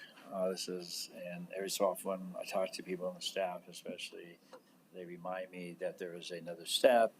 I see it referenced here, the strategic plan. And so, but this is a part of it. This is important. This is not anything new, quite frankly. There's these sorts of analysis, and we do it all the time. Every so often I look at things that we do from housing, not just housing as well as these sort of projects, and there's a rubric of sorts, and that helps guide us to make the right decision, looking at different factors. So, it's not necessarily a new thing as a concept, maybe new in this particular context, but it's just the start. And I do hope, and to my understanding, it mostly applies to companies that come to us and wanting to do business and receive certain incentives. But there's so much more work to be done, and every so often I go back and look at and think about the big notebook that we're presented, the results of all that hours and hours of work that our committee put in, our staff put in, and there's so many good ideas there. There's so many good things, and as I've said many times, I have a big advocate for small businesses, and I define that as micro businesses, not necessarily the SBA definition of small businesses. A big advocate of filling those positions that are needed to really have economic development, and I hope through our strategic plan with this as the stepping stone that we can continue to look. And I think it's really important. It's not going to be just Bernalillo County, because we've talked about people can, if they're not happy with Bernalillo County, they go to the city of Albuquerque. So I think it's really important to do it in a collaborative way, which I really think is happening. I see that happening. A lot of meetings I've attended over the last few months, a real intent to collaborate with not only the city of Albuquerque, but APS, with CNM, to really help design an economy that reflects our community desire. Of course, there's going to be many, many different opinions, but one thing that comes up over and over again, I just read something recently that made me think about that. We talk a lot about skilled work and workforce shortages, and I see that all the time. I read an interesting report from LFC on the Department of Transportation and some of the causes and reasons why their projects are not getting completed. And very, very interesting to me, they identified skilled workforce as being an issue. They identified qualified contractors shortage as being an issue. And they identified something that I had never heard of or seen before, and that is the shortage of CPAs. I'd never heard anybody tell me there's a shortage of CPAs. When I've talked about it, other people say, yeah, I knew that. I'd never heard of that. I think if I read correctly or remember correctly, there's a total of 76 in the entire state of New Mexico, and I could be off by one or two, but it was shocking to me. So if we don't identify those needs, those shortages, and do something to encourage development of those, then I don't know that we were going to be recruiting or attracting a whole lot of economic development, because a whole lot of companies, because they need those people. I'm very much sensitive to that issue because in my district we have a lot of people that could fill those jobs. We have a lot of blue collar workers that are hard workers, and they would be, I think, a lot of opportunities for them to develop and progress from labor to skilled workers to potentially business owners. And so I think that is really economic development when we look at filling those holes that exist. And then this, in my opinion, I do support and I continue to support the policy as it is and with the rubric in place. But I think that there's more to be done. And I just hope that we continue to do that, and we do it through the vehicle of the strategic plan. But I do think we can't do it alone. It has to be in collaboration with other governmental entities who can help design a city, design a community that provides people with good jobs. In another LFC report I heard today, I heard that it takes a $20 an hour job to afford a studio apartment, a studio apartment in this community. And there's so many people that they're not making $20 an hour. So I think to start identifying those jobs, industries that pay well, is extremely important. So I'm excited that this is part of the process, but I fully believe this is just the start of the process. There's much more to go, and I hope we as an entity are part of that and continue to work hard to fill those holes, and so that we can have an economy that we can be proud of, that people can afford a studio apartment or a larger apartment or ultimately a home. So anyway, that's just my perspective, and I do support this motion. Thank you, Vice Chair. Any other comments? Maybe would you like to close? You don't have any question? I would propose an amendment and vote on the amendment first. And I think Marcos has a version of it that he can put on for the public, but each of you received it on your desk. And this is a focus because I do think that this is a change for the better. We've been listening, as I've said, as we know, to our community, and we really are talking about the creation of this rubric, but also creation of an economic development, a community benefits fund, and also an economic development advisory board, which will continue that dialogue, which is really important. So these come from that steering committee that we've talked about, taking a look and giving us some, emphasis, and we're continuing to listen. But these are the final amendments that I hope you will adopt tonight as well. And it's in red line there, but I'm told I need to read it into the record. Is that right, Julianne? Okay. So, item 1 on page 2, section 5, paragraph A, add the following language. After the sentence, to meet these goals, the county will consider providing incentives to stimulate economic development within the county. Quote, these incentives represent either an expenditure of taxpayer and county resources or the foregone intake of public revenue. These incentives are important economic development tools because they are investments in by county taxpayers, which justifies the need for the community benefits commitment laid out in the rubric and elsewhere in the policy. Number 2, on page 3, paragraph C, add the following language after the phrase the county will, quote, use the community benefit rubric and also, ... Item number 3 on page 4, section 6, paragraph C. Replace just a typo, the word built with build. And finally, number 4 on page 9.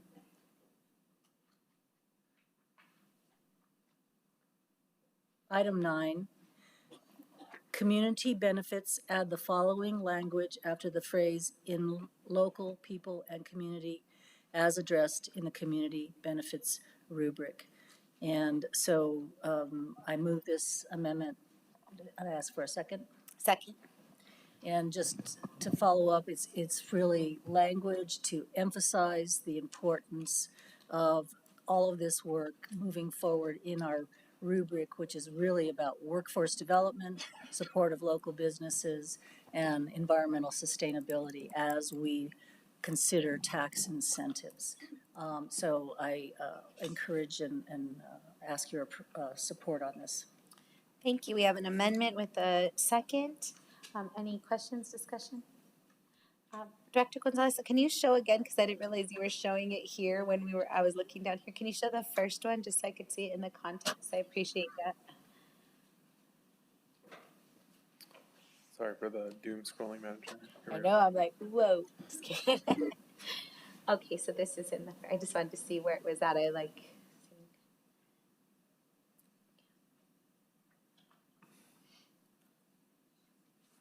And the addition of this part,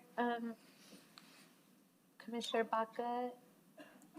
Yes, Madam Chair. The addition of this is simply recognizing that we make decisions about incentives and tax incentives, tax deferments, public taxes, and we are emphasizing that this rubric and the work that we're doing here are exactly that. This is public revenue that we are making decisions on, and we must.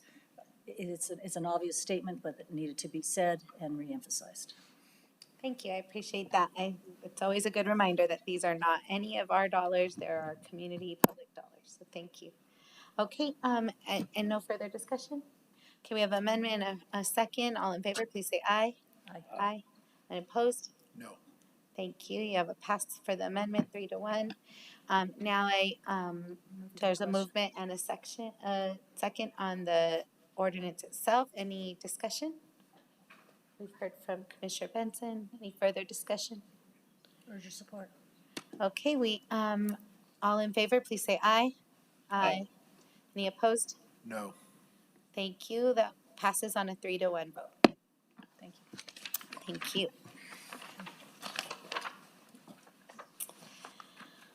Okay, item number 8B, Planning and Development Services, Director Nick Ham to present.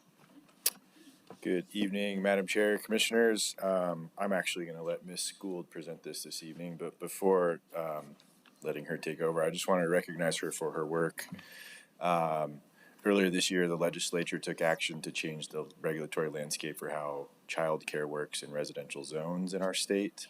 And Ms. Gould jumped into action to make the county one of the early movers to be able to align ourselves with the new framework of state law. So just want to express some gratitude and recognize her for her hard work. With that, I'll turn it over to Ms. Gould. Thank you, Director Ham, because I think that is very appreciated and deserved. Thank you, Director Ham. Give me just a second to get that in there. And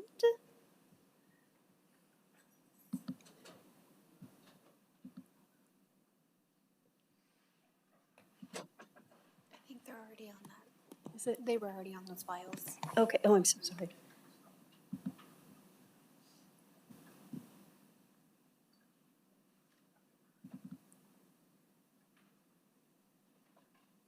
Okay.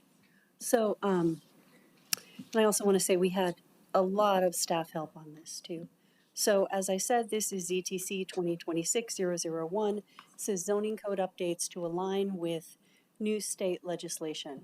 So this is the Regulated Child Care Zoning Requirements Act, originally introduced during this legislative session as SB 96. This was passed by the legislature during the 2026 session, signed into law by the governor in March of this year, and it goes into effect on July 1st.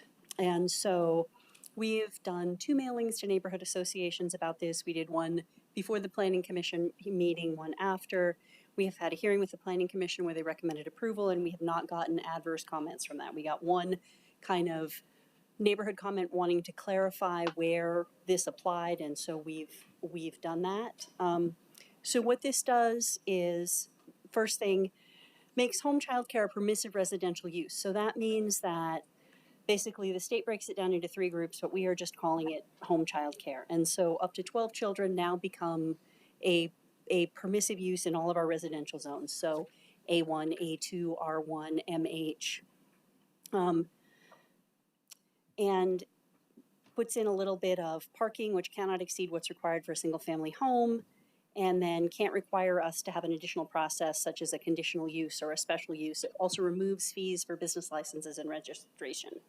Allows childcare centers, so moving outside of that 12 kids up into our commercial daycare childcare centers. So again, makes these permissive in our commercial, mixed use, and multifamily zones, removes the fees for business license and registration.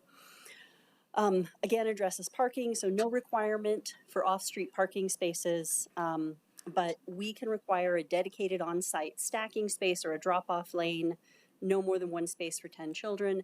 And again, we will look at sites carefully. It also allows the licensed daycare center to have a lot of flexibility in where their staff parks, so on-street parking, off-site parking, parking agreements with other businesses, just to make sure that there is space. Okay. Bill also addressed community residential uses. This isn't a big departure from the way we currently administer our zoning code. So what this chunk of the bill said is state licensed and state operated community residences for people with mental or developmental disability, smaller with 10 or fewer people, are now considered a residential use. Allows them, again, permitted in all districts where residential uses are generally permitted. Within our zoning code, as far as the way we comply with the Fair Housing Act, if you are people living in a house doing things that people do when they live in houses, you're fine. When that starts to become a commercial use, when it starts to look like a medical center or something like that, but basically, people are allowed to use residential properties residentially, and that is not a change for us. Other things just addressed by the legislation in case people had questions. Homeowners associations cannot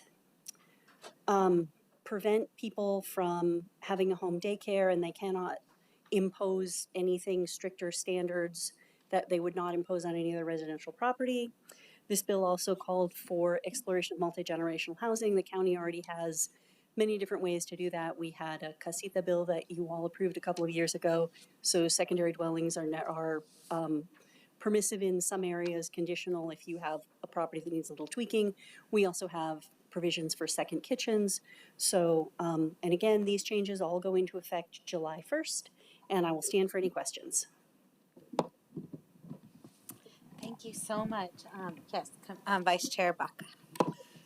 Thank you, Madam Chair. So, and thank you for this presentation, because we've already received in my office a number of calls and inquiries about this law, this new bill that was passed, and it was helpful to get the briefing and understand how it works, and to be able to explain to people and just talk to them that this is the law. It was passed by the legislature, and our ordinance now going to reflect those changes. My question, however, is regarding the last slide. If you go back to it, that talked about people with mental health disabilities, or I'm not sure how you described that, mental or developmental disability. So, if I'm understanding correctly, is that there's a distinction between individuals residing in such a house or facility versus the commercialization of that property. Is that generally correct? Right, Madam Chair, Commissioner Frank Baca, that's absolutely correct. What this is saying is it's basically codifying things that I think a lot of jurisdictions are already doing. So this would be residential use. These are what people call community residential programs sometimes. So these wouldn't be big commercial facilities. These would be at that residential scale. And is there a definition for commercial, or are we proposing a definition, something we're working on? Because I can see somebody saying that, we have a meeting after dinner, or we have a breakfast discussion. Again, the state has Is one as that services? Does it require somebody to come in from the outside? I'm just thinking that may be something we think a little bit about. I don't necessarily looking for an answer right now, but just something to think about, because I suspect that'll come up as an issue, and I think that would just be helpful for everybody involved and the community. That Sure, Madam Chair, Commissioner Frank Baca, we right now would defer to the state's definitions that they have, but we can definitely work on crafting our own definitions. or if there's a definition, to just perhaps incorporate it by reference. Yeah, we can do that as well. Thank you.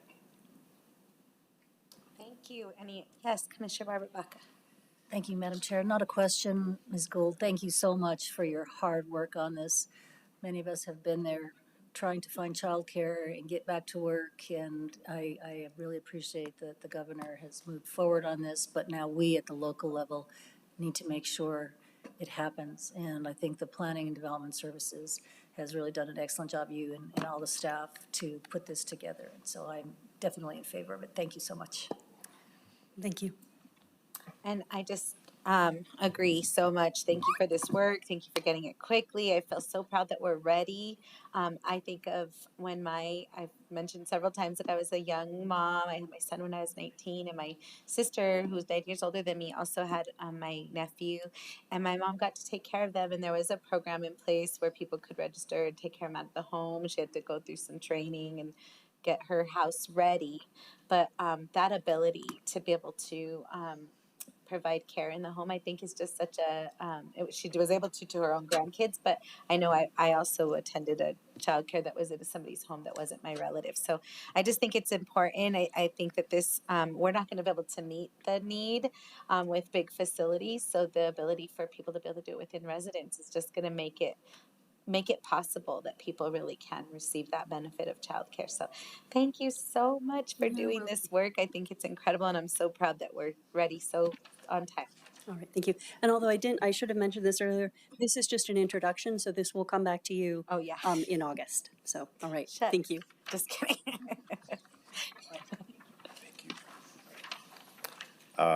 Madam Chair, Commissioners, just want to add, Ms. Gould suggested this earlier, but I'd be remiss if I didn't recognize the rest of the Planning and Development Services team that contributed to this.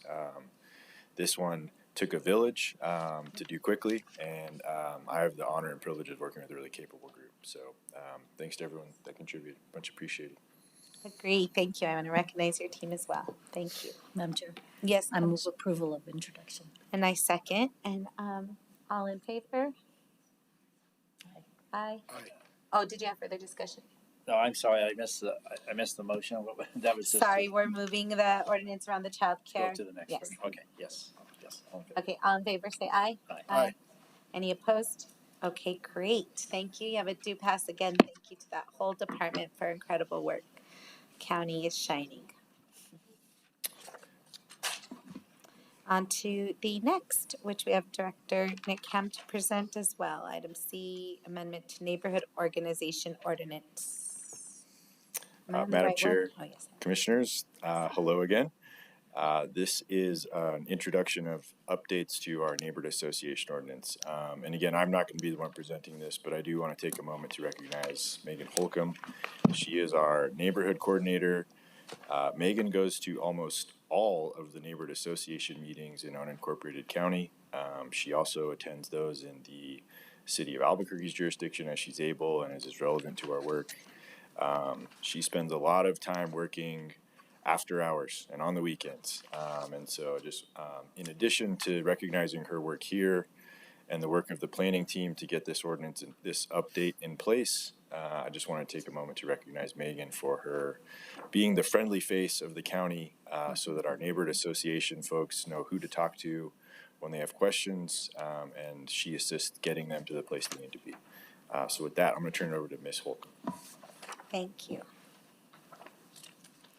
Good afternoon, Chair and Commissioners. Let me have a moment to pull up my presentation.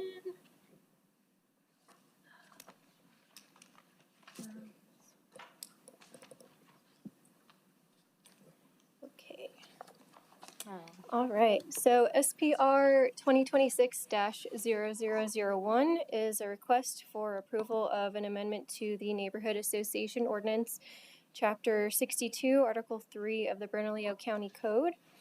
This ordinance was originally adopted by the Board of County Commissioners in the early 90s and continues to serve as a guiding force behind the county's process in recognizing and communicating with neighborhood organizations.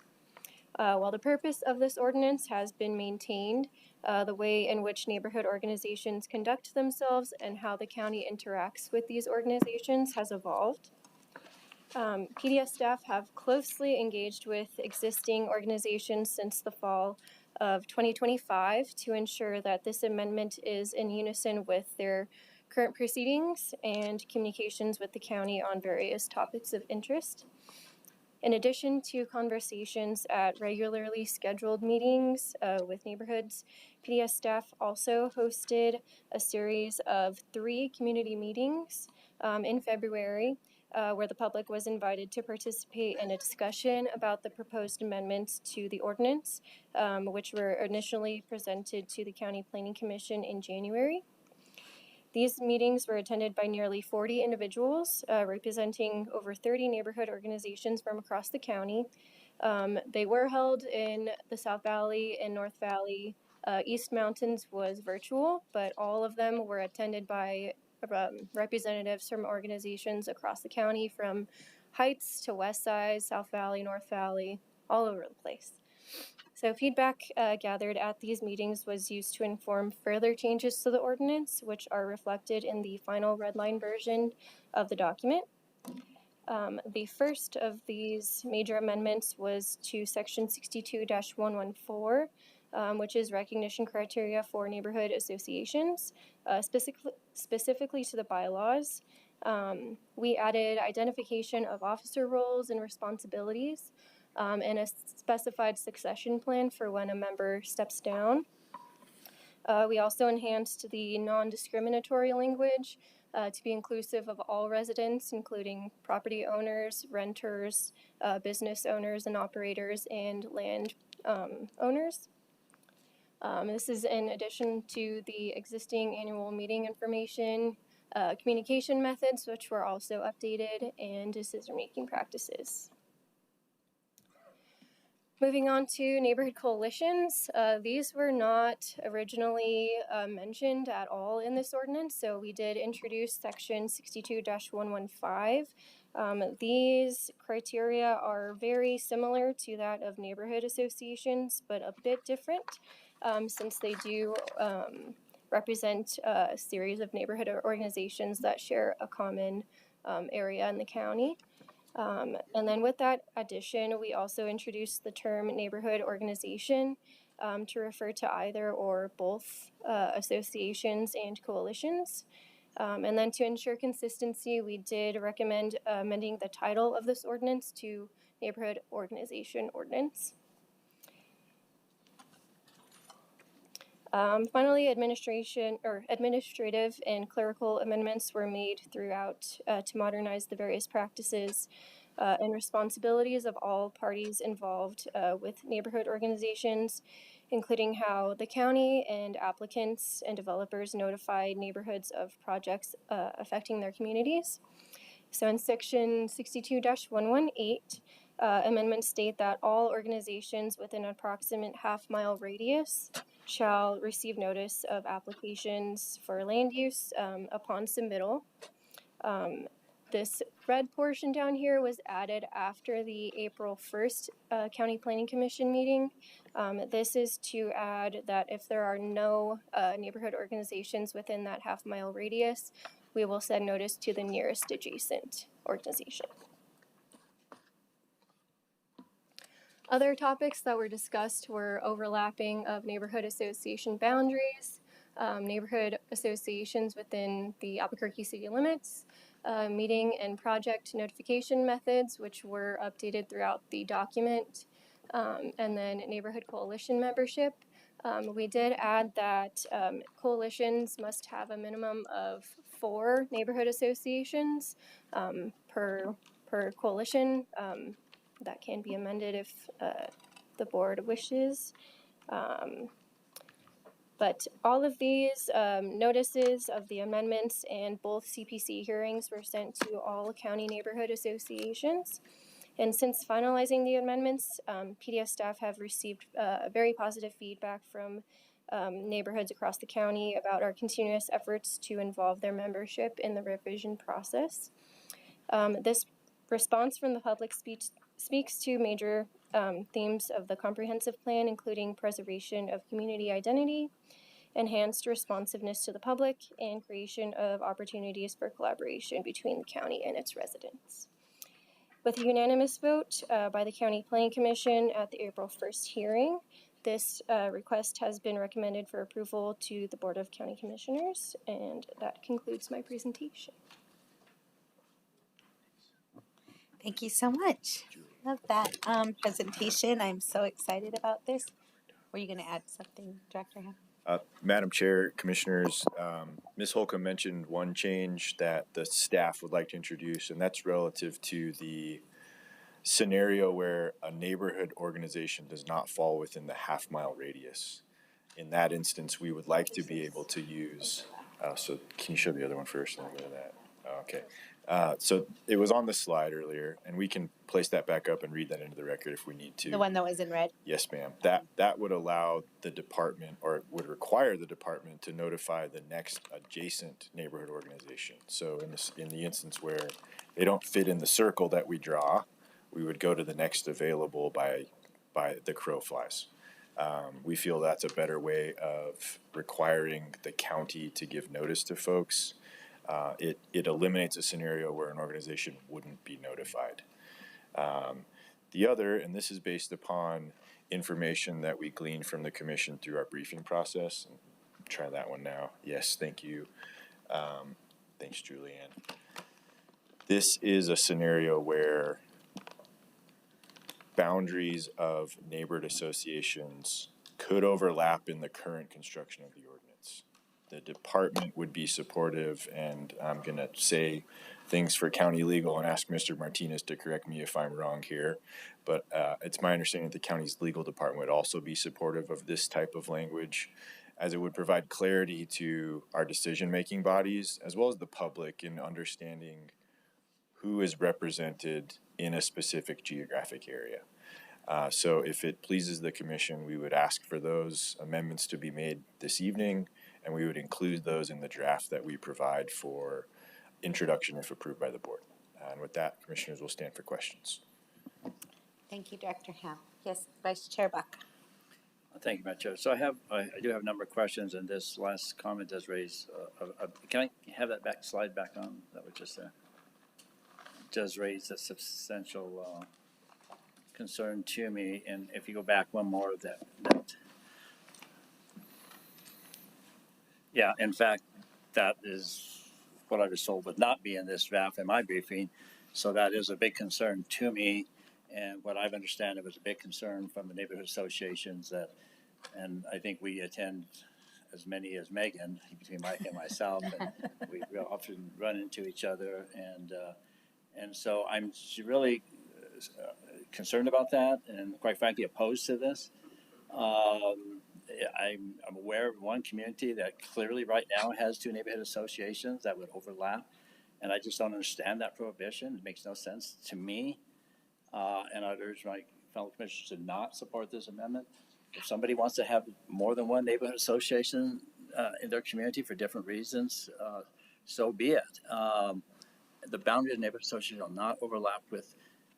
So, I mean, I just think that's a lot of control to have, into our neighborhoods, that you cannot have one in the area that you want to have. And if you overlap and if people don't get along, why can't they have more than one neighborhood association? Basically, what we're talking about is a letter or notification. And to have that included, I just think really takes away from the freedom. I've been very happy with, what's happening in my community in District 2 with the neighborhood associations. I think part of it is staff, and part of it is staff going out and Megan going out. And whenever we ask for staff to go out to meetings, we have staff from your department, we have staff from pros, we have staff from public works go out. And I think it's really given neighborhood associations a sense that they matter, that they're important. And they're thriving. I've seen neighborhood associations that have been dormant for years and now come to life, and they have membership and that are growing, and it's just it's exciting to me, and I think it's really important. So I think to have this overlap is a rule to prevent that is just completely flies in the face of what I thought this was about and where the direction that we're going. So I would urge that we not include that. I just think it makes no sense. I just don't understand why that would be, other than just for a more of a bureaucratic approach to just, you go up to here and then you go past that, and you have to form a new organization. And if you want to overlap for whatever reason, you can't do it. I mean, that just seems like I just object to that. I do have a couple other questions, and I'm going to refer to, I guess I have I'm not sure which page. I'm 8CG. I'm not sure if I'm looking at the right page. It's page 1051 of our packet. And it says these boundaries, and I'm referring to section 62-114. And I'm not sure if I can follow the numbers. It looks like 2A and 2B. A being these boundaries shall be reasonable to be in the unincorporated area of the county. Then B says the neighborhood association boundaries shall not conflict with infrastructure, natural, cultural, traditional, and other jurisdictional boundaries as deemed relevant by the neighborhood coordinator. Well, I mean, what is that? I don't know exactly what that means, quite frankly. And who is to determine what are the cultural, traditional, other jurisdictional boundaries? I mean, I don't understand that. I really don't understand that language. If I could get an explanation, that'd be great. Chair, Commissioner Baca, that was to, I guess, adhere to like the river or a larger roadway like Rio Bravo or something where neighborhoods might have different, I don't know, characters or something like that. I'm sorry. And I'm making that up in a hot spot. I mean, I'm just trying to say, for example, we went through, I thought it was very difficult then a process for me with the sector plan. And it was very difficult. And I'm not saying this lightly. It was traumatic, quite frankly, for me, because it did not reflect the character of the community. And how would I know that? Because I've lived in that community my entire life. not all my entire life, most of my life, I should say, most of my life, 90% of my life. And so I took great offense as somebody come in and tell me the character of my community is something that I know very well. I knew those restaurants, I knew those streets, I knew everything. And for somebody to come in and tell me that this is not the case and my community is different than what I know it to be, I took great offense of. And I see this as being the same sort of thing, is that the this person in this position will determine what are these infrastructure, natural, cultural, traditional, and jurisdictional boundaries that deemed relevant by the neighborhood coordinator. I just don't see how and why Bernalillo County should be in a position to telling the community what are their natural boundaries. So I would urge that we not incorporate that provision as well. And then just this is more of a comment. Well, I guess it's also a suggestion as well. Vice Chair, can you say the name of the page number you were on for the last one, just so I can also look at it and maybe we can find it. Madam Chair, that would be section 62-114 2A and B were referenced by Commissioner Frank Baca. Page 1051. 1051. Thank you. I'm like on 800, so I didn't get to 1,000. The other comment I have, and that's just an addition I would like to recommend, and that is under section 62-117, responsibility of the county. The county should ensure all required notifications are sent. If I understand this correctly, certified letters are sent. Certified letters mailed to the contact addresses shall constitute reasonable attempt to notify. So in my other life, and as a practicing attorney, when I wanted to make sure that somebody got notice, I would send it certified, regular, email, hand delivered, and every which way possible if I wanted to ensure notification. If I limit it just to certification, there are people that just don't pick up certified mail for whatever reason. There are people that they're out of town, they're on vacation, they're sick, and whatever, they just don't pick that up. Perfect. So if you send it certified and regular mail, it's going to get to the person's, you don't know it's gotten there, but if you send it certified only, then you're just assuming that they got it. If they don't sign for it, that would be an issue as well. But I think if you really want to ensure notification, you would add it regular mail, because that gives you two chances at them receiving the notification. And if they happen to sign it, you have proof. If they don't sign it for whatever reason, then you just increase the odds and chances that they have received it. You don't have proof of it, but you have. So my suggestion is to add certified and regular U.S. mail. That is section 62-117.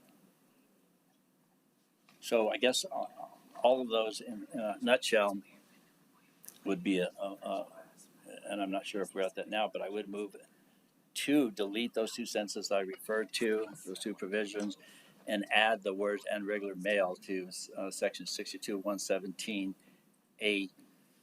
that speaks of responsibilities of the county. Okay, thank you. I think this is up for discussion. I know I had some discussion. Did you have something, Commissioner Barbara Baca? Okay, I guess I just wanted to know, Commissioner Vice Chair, I thought when I saw that, I thought it would only made clear sense for the same reason that you said. So I'd love to hear why you're saying it's a problem. That I worry, and maybe I don't attend enough neighborhood associations to know, but I worry that if there's overlap and someone doesn't agree, then that gives an opportunity to be like, oh, I'm in this coalition with you and Commissioner Benson. I don't like the way you're going. So now this overlapping, and I can still come and fight what you think, because now I'm going to join up with Commissioner Barbara Baca. And if our things overlap, then we're just in this, there's no forced settling or mediation around it, because now I could just jump. I don't like what you're doing, so I could go here. That's the only way I thought of it. I don't know what the benefit to being able to have overlapped. Well, if I may, Madam Chair, currently there is overlap in my district. For one thing, there is right now as we speak. For example, in Mountain View community, there is. And in fact, I was at a neighborhood association meeting this weekend. The Sunset Neighborhood Association had a really nice potluck at the Westside Community Center, and they mentioned the same issue, that there were questions about the boundaries. And so once they set up this what they feel is a natural boundary, then that then prevents, and then that puts it in a situation where you have to be in that organization. And if you simply don't agree with that group philosophically, you want to be in the other organization, it just simply gives you another avenue to express your views. I think that having no overlap excludes people's opportunity to voice their opinions. And I'm not saying that we should encourage that, but I think that by allowing that or prohibiting that, it just places a limitation with people that want to advocate for something and they just simply feel different from somebody else. I think that's just a limitation rather than encouraging participation. And have we, I guess I hear you, and I think everybody has the opportunity to come to us individually. And this isn't any place I'd want to feel like there's a need to fight for this, because I don't experience the problem myself. I guess that's my concern, is that if they're overlapping and it's about, if you're saying it's just about coming, because I think that's going to happen, right? If there's somebody that wants a bridge and somebody who doesn't want a bridge, and then you just have these conflicts and there's no way to, because they're just sort of jumping ship. But I don't know if the benefit is just because people are able to then pick a group that they're more relative with, because I guess that to me just feels like it could be anything. Like, right, I could start a community group and it doesn't have to be a neighborhood association. I could yeah, so I guess I'm just I when I saw this, I thought it was a smart move because of that reason, so that people wouldn't be able to just move along when they didn't agree with somebody. And right now, I guess one more question, because I do know that, and I think I agree with you that the more participation, the better. And if it just means that people need access to something so they could be a part of something, we all need to be a part of something. Everybody wants to be a part of a group, a church, a sports team, whatever. We need that. So I agree with you in that. My other concern is, I think right now, do we offer grants and such money to folks if they apply for it? And I guess what would happen if both groups decided they wanted to apply for grant, but they didn't agree with what the money was going to be used for? Has that happened? Madam Chair, Commissioners, the Planning Department does have an amount of money that we are able to award to neighborhood associations for projects after a review and a award process.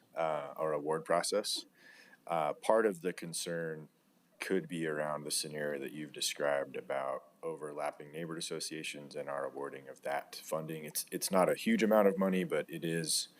It's very important to these associations that often have very limited resources. Yeah, thank you. And then I had one more. It's okay. I had one more thing that it became important to me because of my district, as we often talk about, that recognizing neighborhood associations can be a tool for neighborhoods to be able to really recognize their power. And it worries me a little bit if they're overlapped, that gets diminished. And the reason why I say this, just in this with the issues around the state fairgrounds and we're trying to develop a community benefits agreement that serves the surrounding neighborhood.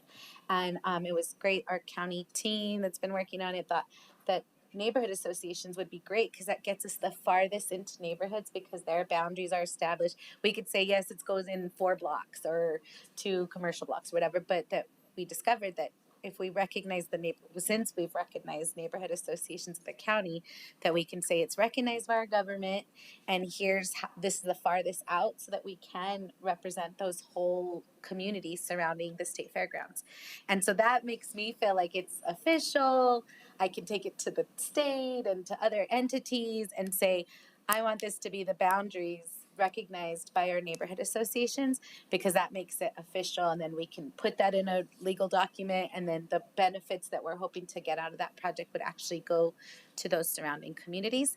And again, I'm not pushing, I don't have big thing to fall on other than I just don't want that to diminish or get confused if they're like, well, there's 2 neighborhood associations, or there's that might diminish that sort of official validity, which maybe I think you're talking about, that we just want more access for people to just be able to meet.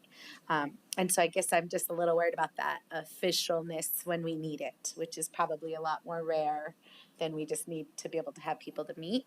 But at the times when we do need it to be official and sort of that stamp of government approval, that those are the times that I worry that it might not be. If I may. Yes, please. And my response to that is that I am told oftentimes that that hearing from a neighborhood association is important, but I'm also hearing many times that it just represents a few people. It's just the activists, right, that are involved in that organization. So, Active people. Yeah. and so I think that is something that we all understand, that neighborhood organizations' power represents only the extent to which they involve people, right? Just that group of people. It could be a handful of people, it could be a lot of people. It just represents a small group of people, not necessarily the entire neighborhood, right? And not necessarily every resident, just the people that decide to get together and to show up at that meeting. So I think when we deal with that and hear from neighborhood organization, I've always been told that we have to take that with a grain of salt, because we don't know if that really represents the sentiment of the entire community. So I think that if we encourage people to be organized and to participate, because if they feel excluded, they're just going to go ahead and form their own organization, whether they're officially recognized with the Bernalillo County or not. There's going to be the Friends of Albuquerque instead of the Albuquerque official neighborhoods association. As a result, they get excluded from things. I think it's easier if you want to get a project through to have fewer organizations to deal with. So I can understand why some people would want to have it that way. But I think anything that limits or discourages people from getting together and participating and having their voice heard, I don't think is just a good thing for a community. And we all know that they only represent the people that show up. They only represent their membership. And I think this discourages people from participating with the organization, and then they can't form another organization because there's an overlap. They can't form it. So I just understand the benefit to this.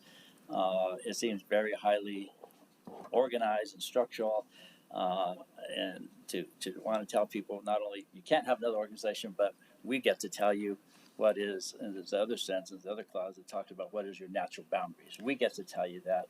You don't get to say that to us, but it's the county that tells you what are your natural boundaries. I think I just want to say, because I think I saw on here, because I was trying to follow along in your, I think it said deemed by the neighborhood association for the traditional boundaries, deemed by the neighborhood association.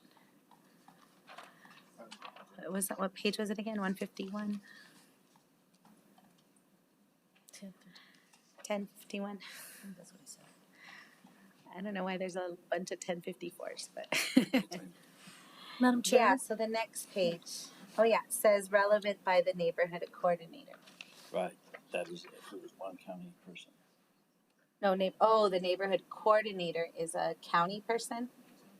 Yeah. That's my understanding. Megan. Okay. Madam Chair? Yes. I guess I'm going to suggest something here that might get us, past this, because it's been introduced. We have a month now before we vote on the final.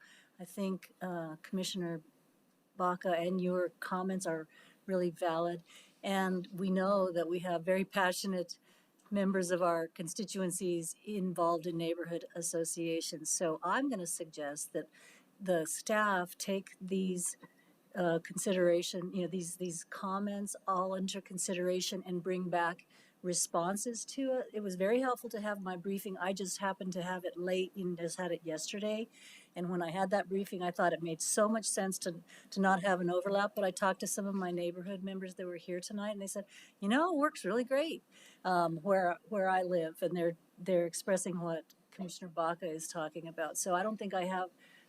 I would like to get more and have you all bring back sort of some of the thinking behind that, rather than do an amendment tonight on this good work, because this is really good work.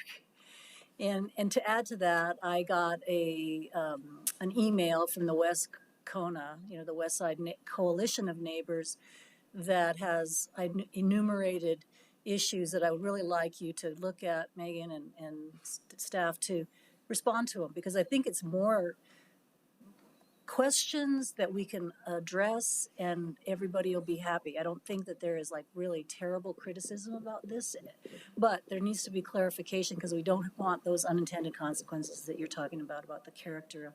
I would hate to be told that the river has to be my boundary if I believe my neighborhood exists on both sides of the river, for example. We use that kind of a thing too often. So that's what I'm going to propose to you all, to bring back those answers to these questions and move forward. Just a suggestion. Madam Chair, Commissioners, we are very agreeable to that. If I may, one last one. Yes, Vice Chair. And I appreciate that. What concerns me is the most objectionable part of this document was just added tonight. Yeah. From what I heard from my community members, the sentence that's most objectionable was brought forward tonight. You mean this? Can you explain? About no overlapping? The overlap. Right. Yeah. And Madam Chair, I think they've heard what he's having to say, and I have, I'm listening. And I heard from my constituents tonight too that they don't that they'd be fine not having that in there. So let's get a response back. And then my last comment is, one of the comments that I received was that there wasn't a West Side meeting, and I know you guys did a lot of work, and there were West Siders at the North Valley and South Valley and East Mountain. So I would really recommend reaching out possibly to a membership meeting of the Wascona or executive board so that you can get those questions answered, because that is a concern when I get a constituent saying they didn't meet in my community. So I would ask that as well. Madam Chair, Commissioner Baca, we will absolutely do that. Thank you. And we're going to vote on introduction. And it sounds like Commissioner, is that what the introduction, and we work over the next month As before? written, without these additional amendments proposed. So the last minute amendment would not be in there, Commissioner Baca. And then you can give us information back and we can determine whether we want that amendment in there or not. Is that clear? Yes, thank you. I think, and that wasn't the only amendment proposed tonight. May I make a recommendation? Yes. We heard what the areas of concern are, so perhaps adopting the introduction with us coming back with options for the issues that were laid out and outreach to the west side and Wascona. And that way we have an opportunity to come back to all of you in advance with options. And this won't come back until August, right? So we actually have a little more chunky time. And then what we can do is make sure that prior to the to our next meeting that we do a sit down with each of you based on what we've learned from gathering more information on each of the areas that were raised this evening. Thank you. That sounds good. Any other discussion? So what I understand, I just want to also thank you all for the work. I think neighborhood associations are super important, and how we handle these and how we think about it. I mean, there's so much here, that I just wouldn't have even thought of, but that how they overlap and how we make sure resources and benefits and people are being heard is important. So thank you for all this work. And what I understand what we're going to do is pass as is and consider amendments over the introductory public comment period. Okay, so do we have a motion? I move to... Second. Okay, I move. And second, any further discussion? I just wanted to make one little point of privilege to say I know Vice Chair Baca that I've been the one that says like that. I just want to be clear both to the public and in our conversation that I know that neighborhood associations are not representative of a full community, because as a single mom, I've never attended a neighborhood association until I was close to being elected, right? But I do know that they're important and that they are active and they're moving, and the neighborhood associations in my district have been the way that I've been able to fight for any of the things that our community wants, and they have the greatest pulse. I just want to be clear that my comments, anytime, I'm not sure if you're only referring to me, but it's not equity. It doesn't equal equity. does equal power, though. And I think those neighborhood associations are very powerful and needed. And I think that's what we're trying to get to, is how do we make them the most powerful that they can be in their position. So yes, I just want to take my point to say that. We have a motion, a second. All in favor? Aye. Aye. Okay, we have a pass. Thank you.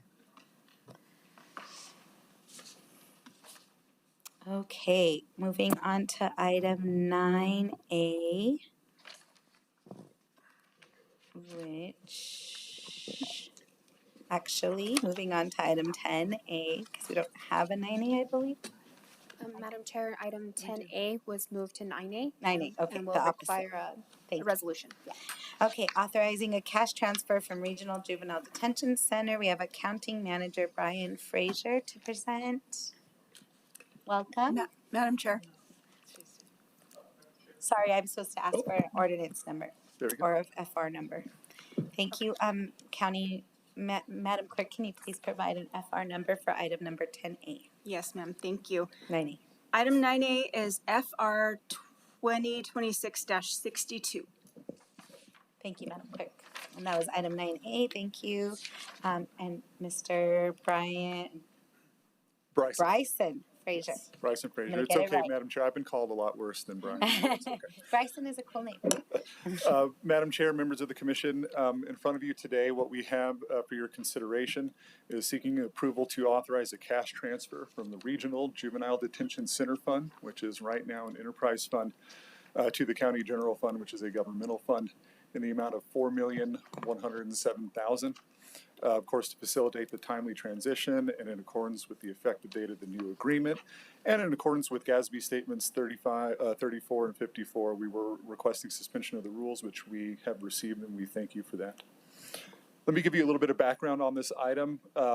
This is purely an accounting change. This is not an operational change. We did have an old agreement with Sandoval County, and under that agreement, JDYSC did operate a lot like an enterprise fund, and that agreement actually required us to record it in an enterprise fund, which is defined by GASB standards. We did enter into a new IGA. This was effective during this fiscal year, 2026. We became the sole operator of that facility. And because of that and the way that the new agreement now functions, it's more of a normal county public service as opposed to an enterprise fund. And so since it no longer operates like an enterprise fund under GASB and GAAP standards, we have to treat it as a governmental fund and record it under the general fund. So that's what we're going to be doing here. For this reason, we plan to move the financial activity from the enterprise fund to the general fund for FY26, of course, in compliance with governmental accounting standards. To implement this correctly, all FY26 activity will be reclassified into the general fund effective June 30th, 2026. The enterprise fund will continue normal operations through 6/30, and the pooled cash balance will be transferred, equaling that $4.1 million. All of JDYSC activity, like I mentioned, will be reclassified. This is in alignment with the new IGA's effective date. The enterprise fund will continue to operate. We don't want any interruptions in payroll or receivables or payables or any of that stuff. So we made sure that we left enough cash in that fund to cover operations through 6/30. And then at the end of the year, what we will do is we'll do our accounting nerd work and look at all those numbers, and we will calculate what that reclass needs to be. Take it over to the general fund. This is purely an accounting change, no impact to JDYSC operations. The $4.1 million is still available for those purposes. This is just an accounting procedural change that we have to make sure that we are in compliance with GAAP and GASB standards. And with that, Madam Chair, I will stand for any questions. Thank you. Thank you for the presentation. Does anyone have any comments, questions? I had a quick question. I hope it's quick. Does this mean that we're trying to close that fund, like close it out, or? The fund will be deactivated. It won't be used anymore, and the activity will be recorded in the general fund. Yes, ma'am, that's correct. And so this whole 4 million, when this number zeroes out that fund? Yes, it closes out the cash portion. The cash. At the end of the year, we'll take a look at all the revenues, expenses, and all that other stuff, and then reclass those through journal entries to the general fund. Okay, and then it'll close in future would just go to the general fund. Yes, ma'am, that is correct. And then just as always, I always worry, and I see Director Mercantile in the audience. We are not, I know you said this is not an operations change, but if it's not flagged and it gets to the general fund, I know government will often say, oh, that's our money. Yes, ma'am. So that 4 million, how do we assure that it will be spent on youth services? Yes, ma'am. We were having that discussion, as a matter of fact, earlier today. It would be an assigned fund balance, and it would be assigned to DYSC operations. Okay, great. Okay, that sounds good to me. Any other discussion questions? Okay, I move to approve. If I can have a second. Second. Thank you. We have a motion of approval. All in favor, please say aye. Aye. Aye. Aye. Okay, no opposition. Thank you. Thank you. Okay. Introduction of resolutions. All resolutions require 2 hearings before final approval, except in cases of special exemption.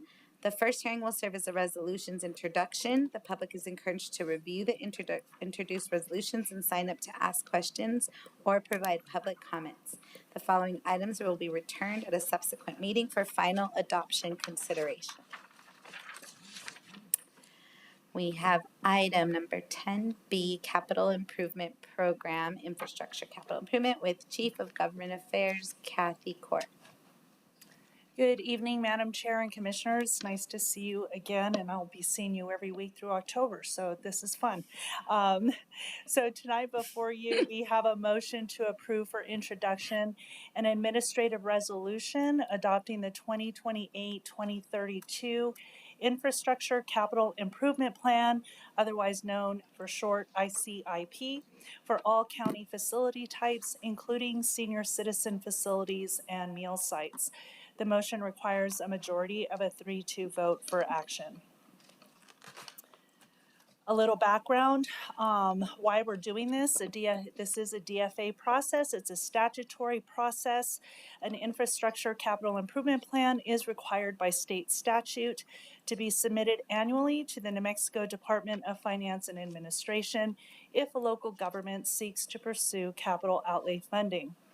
Statute allows Bernalillo County to submit its annual infrastructure capital improvement plan for all county facility types, including senior citizen facilities and meal sites.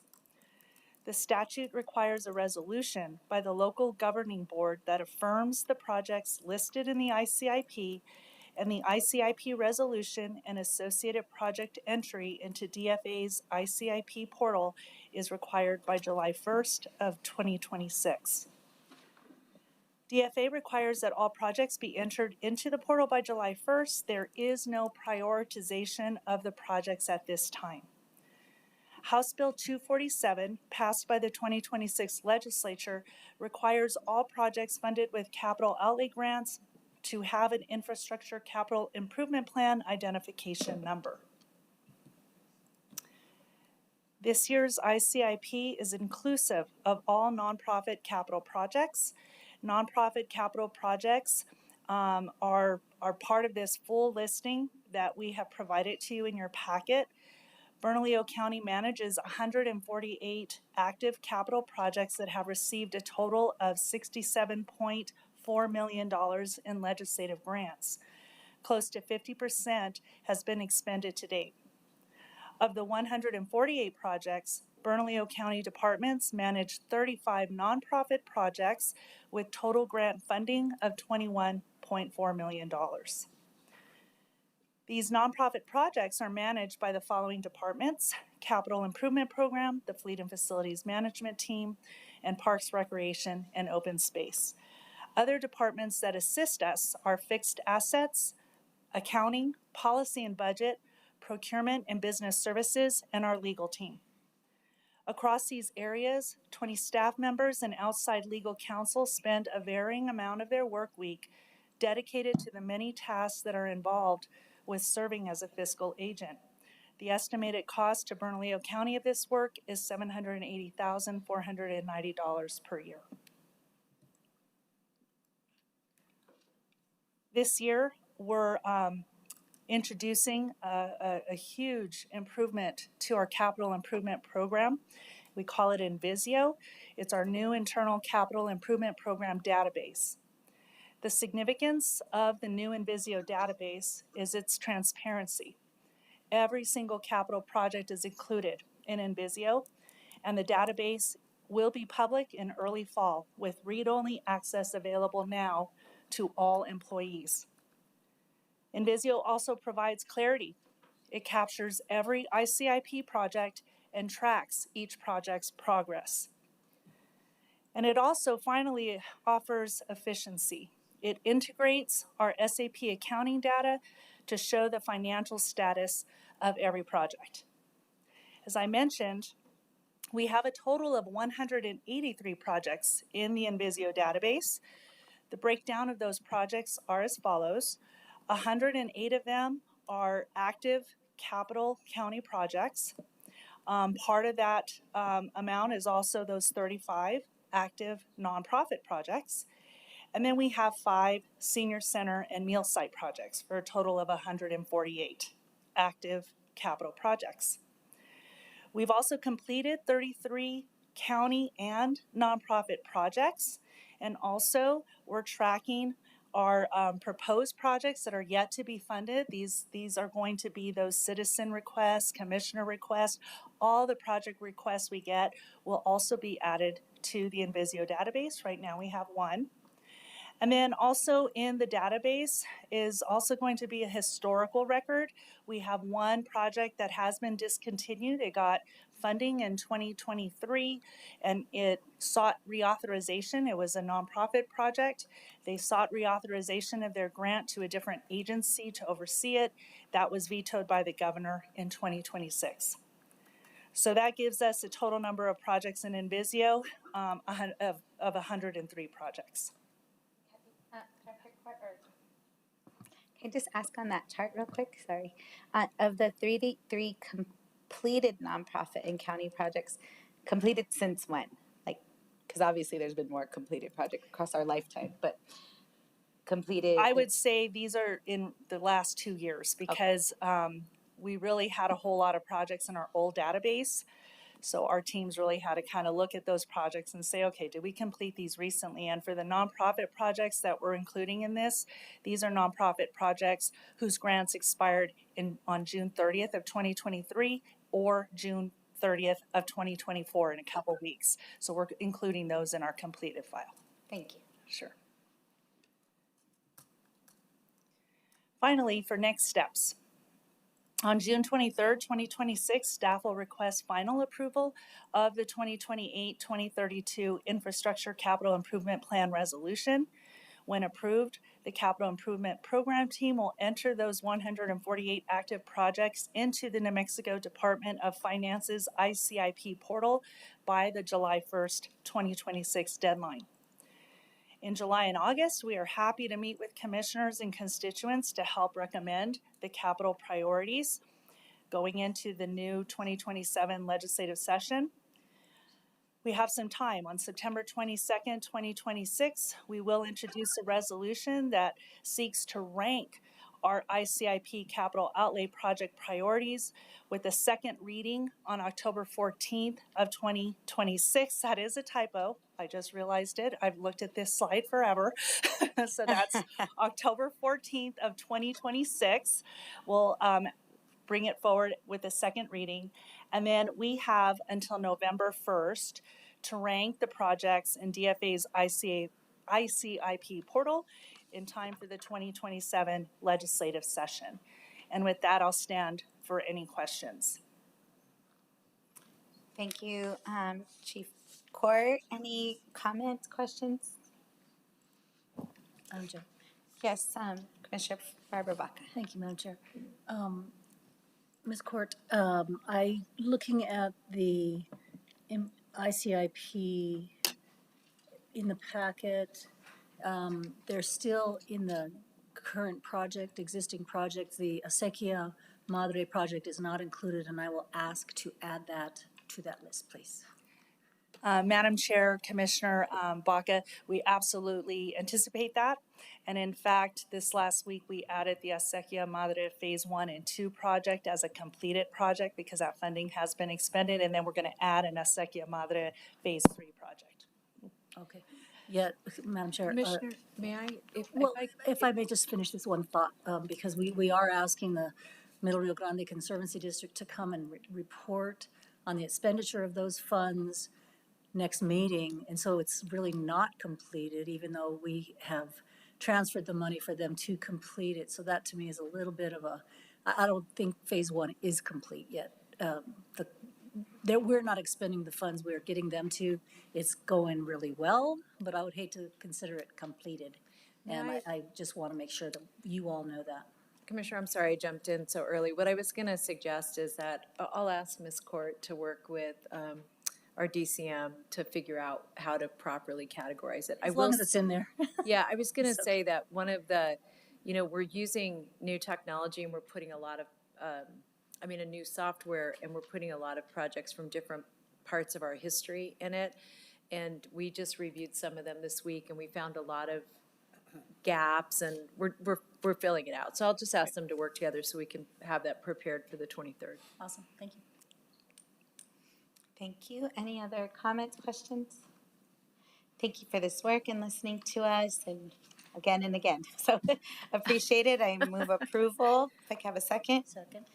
Thank you. I have a motion and a second. All in favor say aye. Aye. Aye.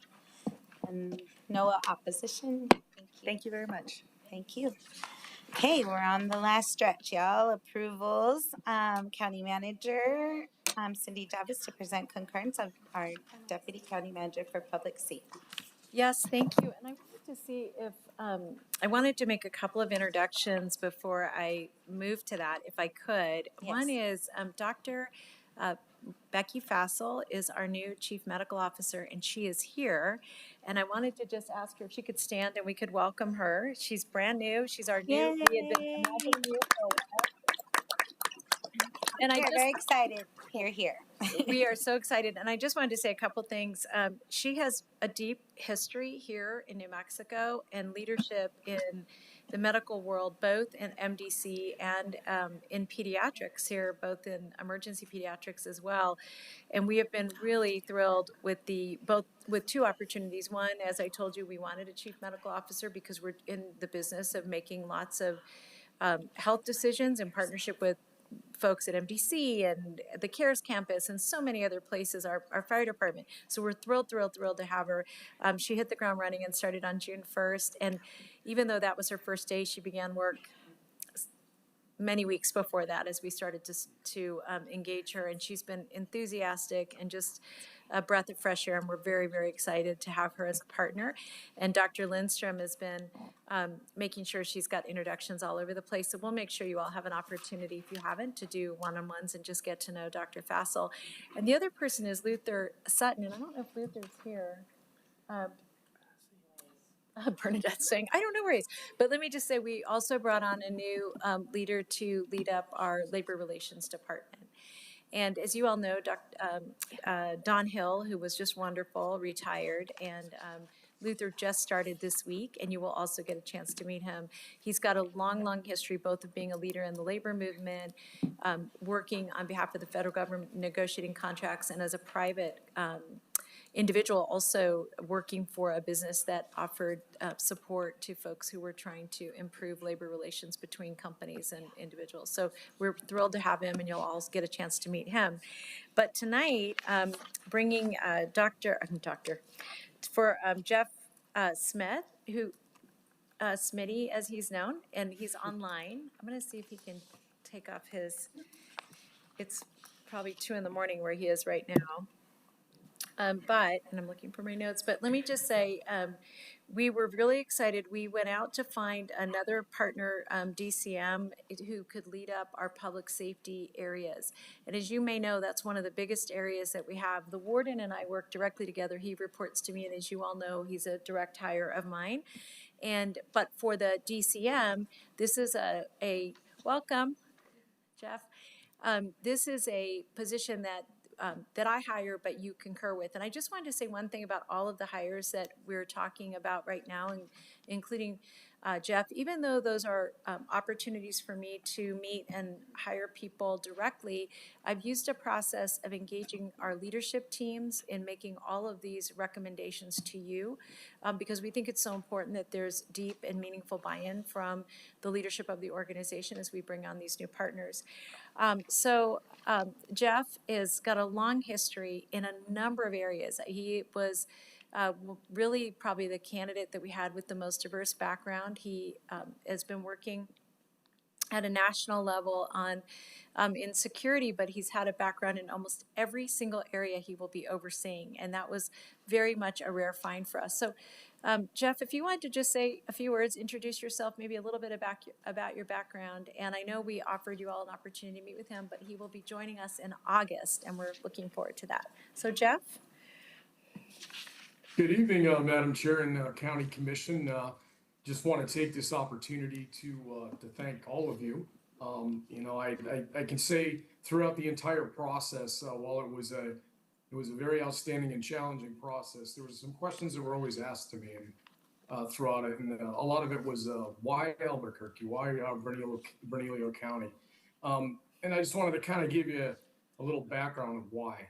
And the reasonings are, I had some very close friends that I worked with that are from that area. And a couple of times I had a chance to go visit them, and I was just floored and amazed when I was in the community that literally I was a stranger there and everybody treated me like I was family. So when this position came open, I kind of took a look at it, and I remembered that. And I also kind of took a look at this job, and I said, this position, while there will be challenges, it just fit me perfect because it had many areas that I'd be part of it, a very successful team that I love and I'm passionate about. So a little bit about me, I've got a background as County Manager Chavez said, fire, EMS, along with law enforcement and emergency management. I've been fortunate to do a lot of good things at the local, state, and national level, but I will say this much is that I've always believed that,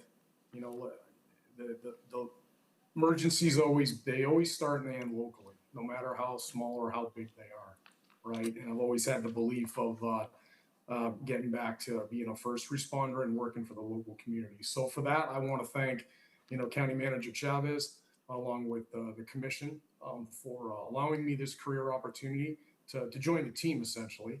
And I look forward to rolling up my sleeves and getting to work for the residents of Bernalillo County. Thank you. Thank you. How exciting. Okay, and commissioners, any other comments or?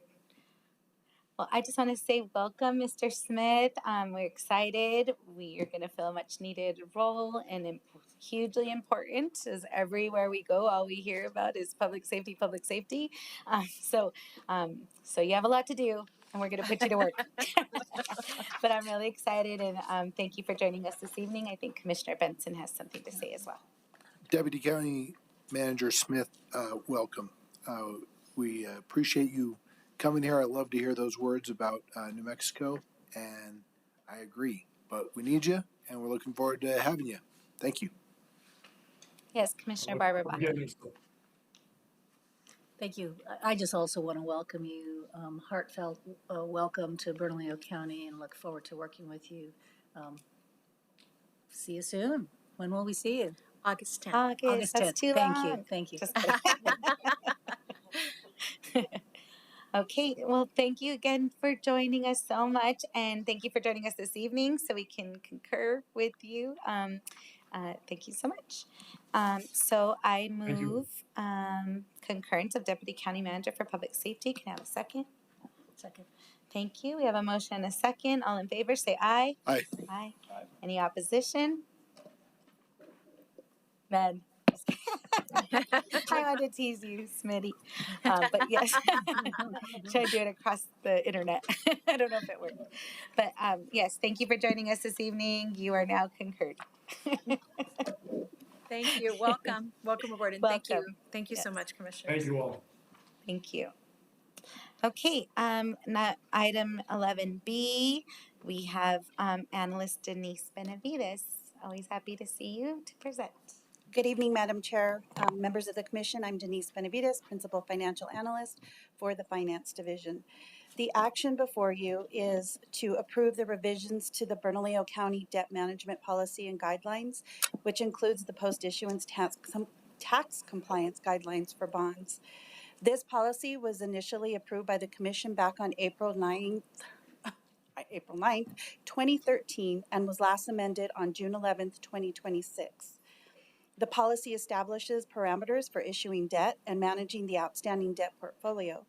The policy recommends that it be reviewed every 2 years and that any necessary changes be presented to the County Commission. And concurrently, as part of this review, Bond Counsel, Disclosure Counsel, the Municipal Advisor, as well as the Finance Division Administration have completed the review and the recommendations for 2026. The proposed revisions are minor and necessary to reflect the current operations. As part of the review, the county reviews the GFOA best practices to ensure that the policy aligns with local, state, and federal laws and regulations. The following standards are recommended to be included into a debt management policy, and as you can see, these standards are part of the county's policy. So those standards include debt limits, and that is located in Section 4. Debt structuring practices, that's located in Section 9. Debt issuance practices, that's in Section 8. And debt management practices is in Section 11. The county recognizes the foundation of a well-managed debt management program. The county's debt management policy and guidelines, as I stated, sets forth the parameters for issuing debt and managing the outstanding debt profile, but it also provides guidance to decision makers regarding the purpose for which debt may be issued, types and amounts of permissible debt, timing and method of sale that may be used, and structural features that may be incorporated. Adherence to a debt management policy also helps to ensure that Bernalillo County maintains a sound debt position and that credit quality is protected. And I will stand for any questions. Thank you so much, Ms. Benavides. Is there any comments, questions for Ms. Benavides? Just a comment. Yes, please, Vice Chair. I would just like to say, I always appreciate your briefings and you and Shirley and our consultant. It's just helpful to understand and it makes me feel confident that we have staff and resources that are looking out for our money and that have the ability to explain that in simple terms that even I could understand. So thank you so much. Agree. Thank you. Yes, thank you so much. Okay, I move that we pass, I have a motion to approve the debt management policies and guideline revision. Second. Okay, we have a motion and a second. All in favor, please say aye. Aye. Aye. Any opposed? Sounds low. Thank you. Okay, I don't know if we should do this last one. Just kidding. Poor Misha's been sitting in there. Okay, excited to do this very last item on our very long agenda. Thank you all for sticking around. We will hear from Real Estate Manager Ben Mack, or maybe not because I don't see Ben. Sarah Love. It'll be Sarah Love. Ben had a family. Okay, great. Sarah, I didn't get your last name, but we're excited to hear about this and to see all our team here.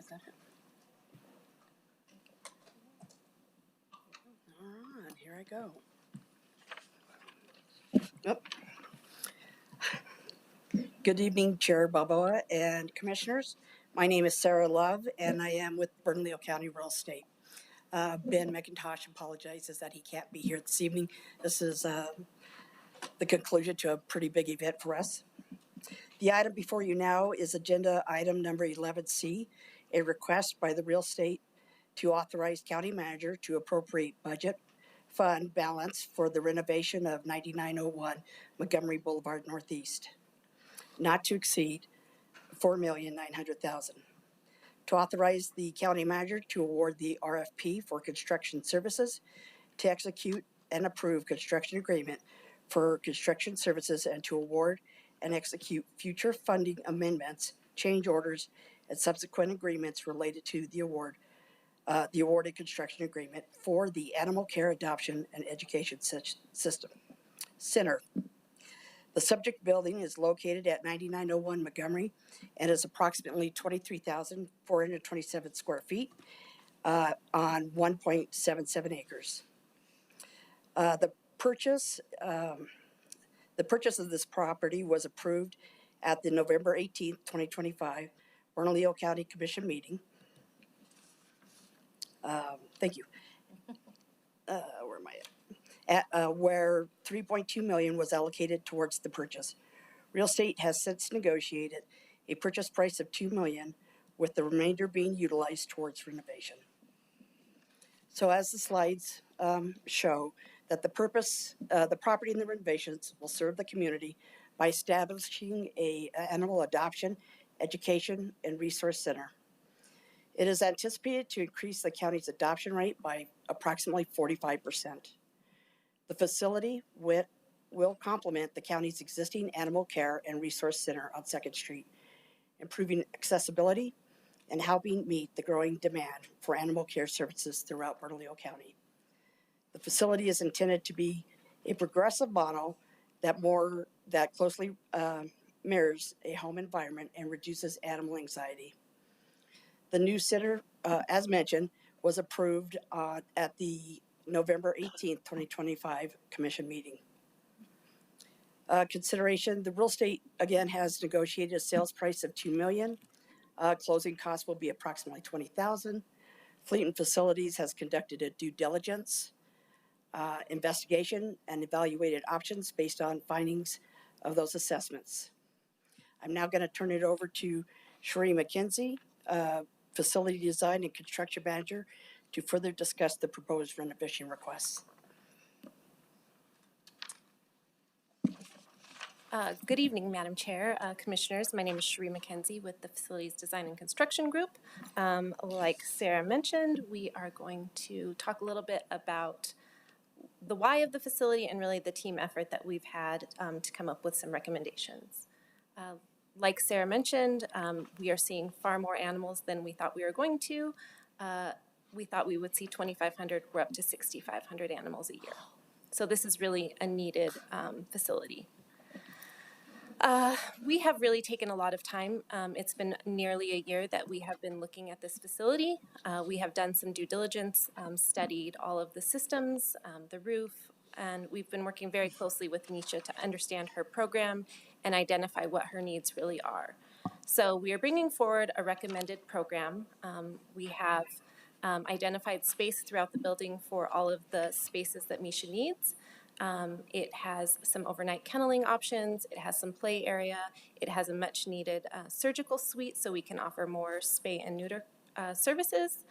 And it also provides a landing pad for all of Misha's officers that go out into the field. One of the exciting things about this recommended option is we have about 7,500 square feet of warm shell space. That shell space can be used in the future as we deem it necessary and have funding available. We wouldn't be doing our jobs if we did not also come to you and tell you that we have not done any destructive testing of this building. So we need to get in there now that the purchase is moving forward and look inside the walls, make sure that there's no moisture intrusion, those sorts of things. So as we were doing our homework, we wanted to bring forward an option for you all that really looked at a plan B if we needed to make some hard decisions regarding the condition of the building. So that is the option that you see in front of you. This building was built in 2 separate phases, so it can be pretty easily unbuilt in 2 separate phases as well.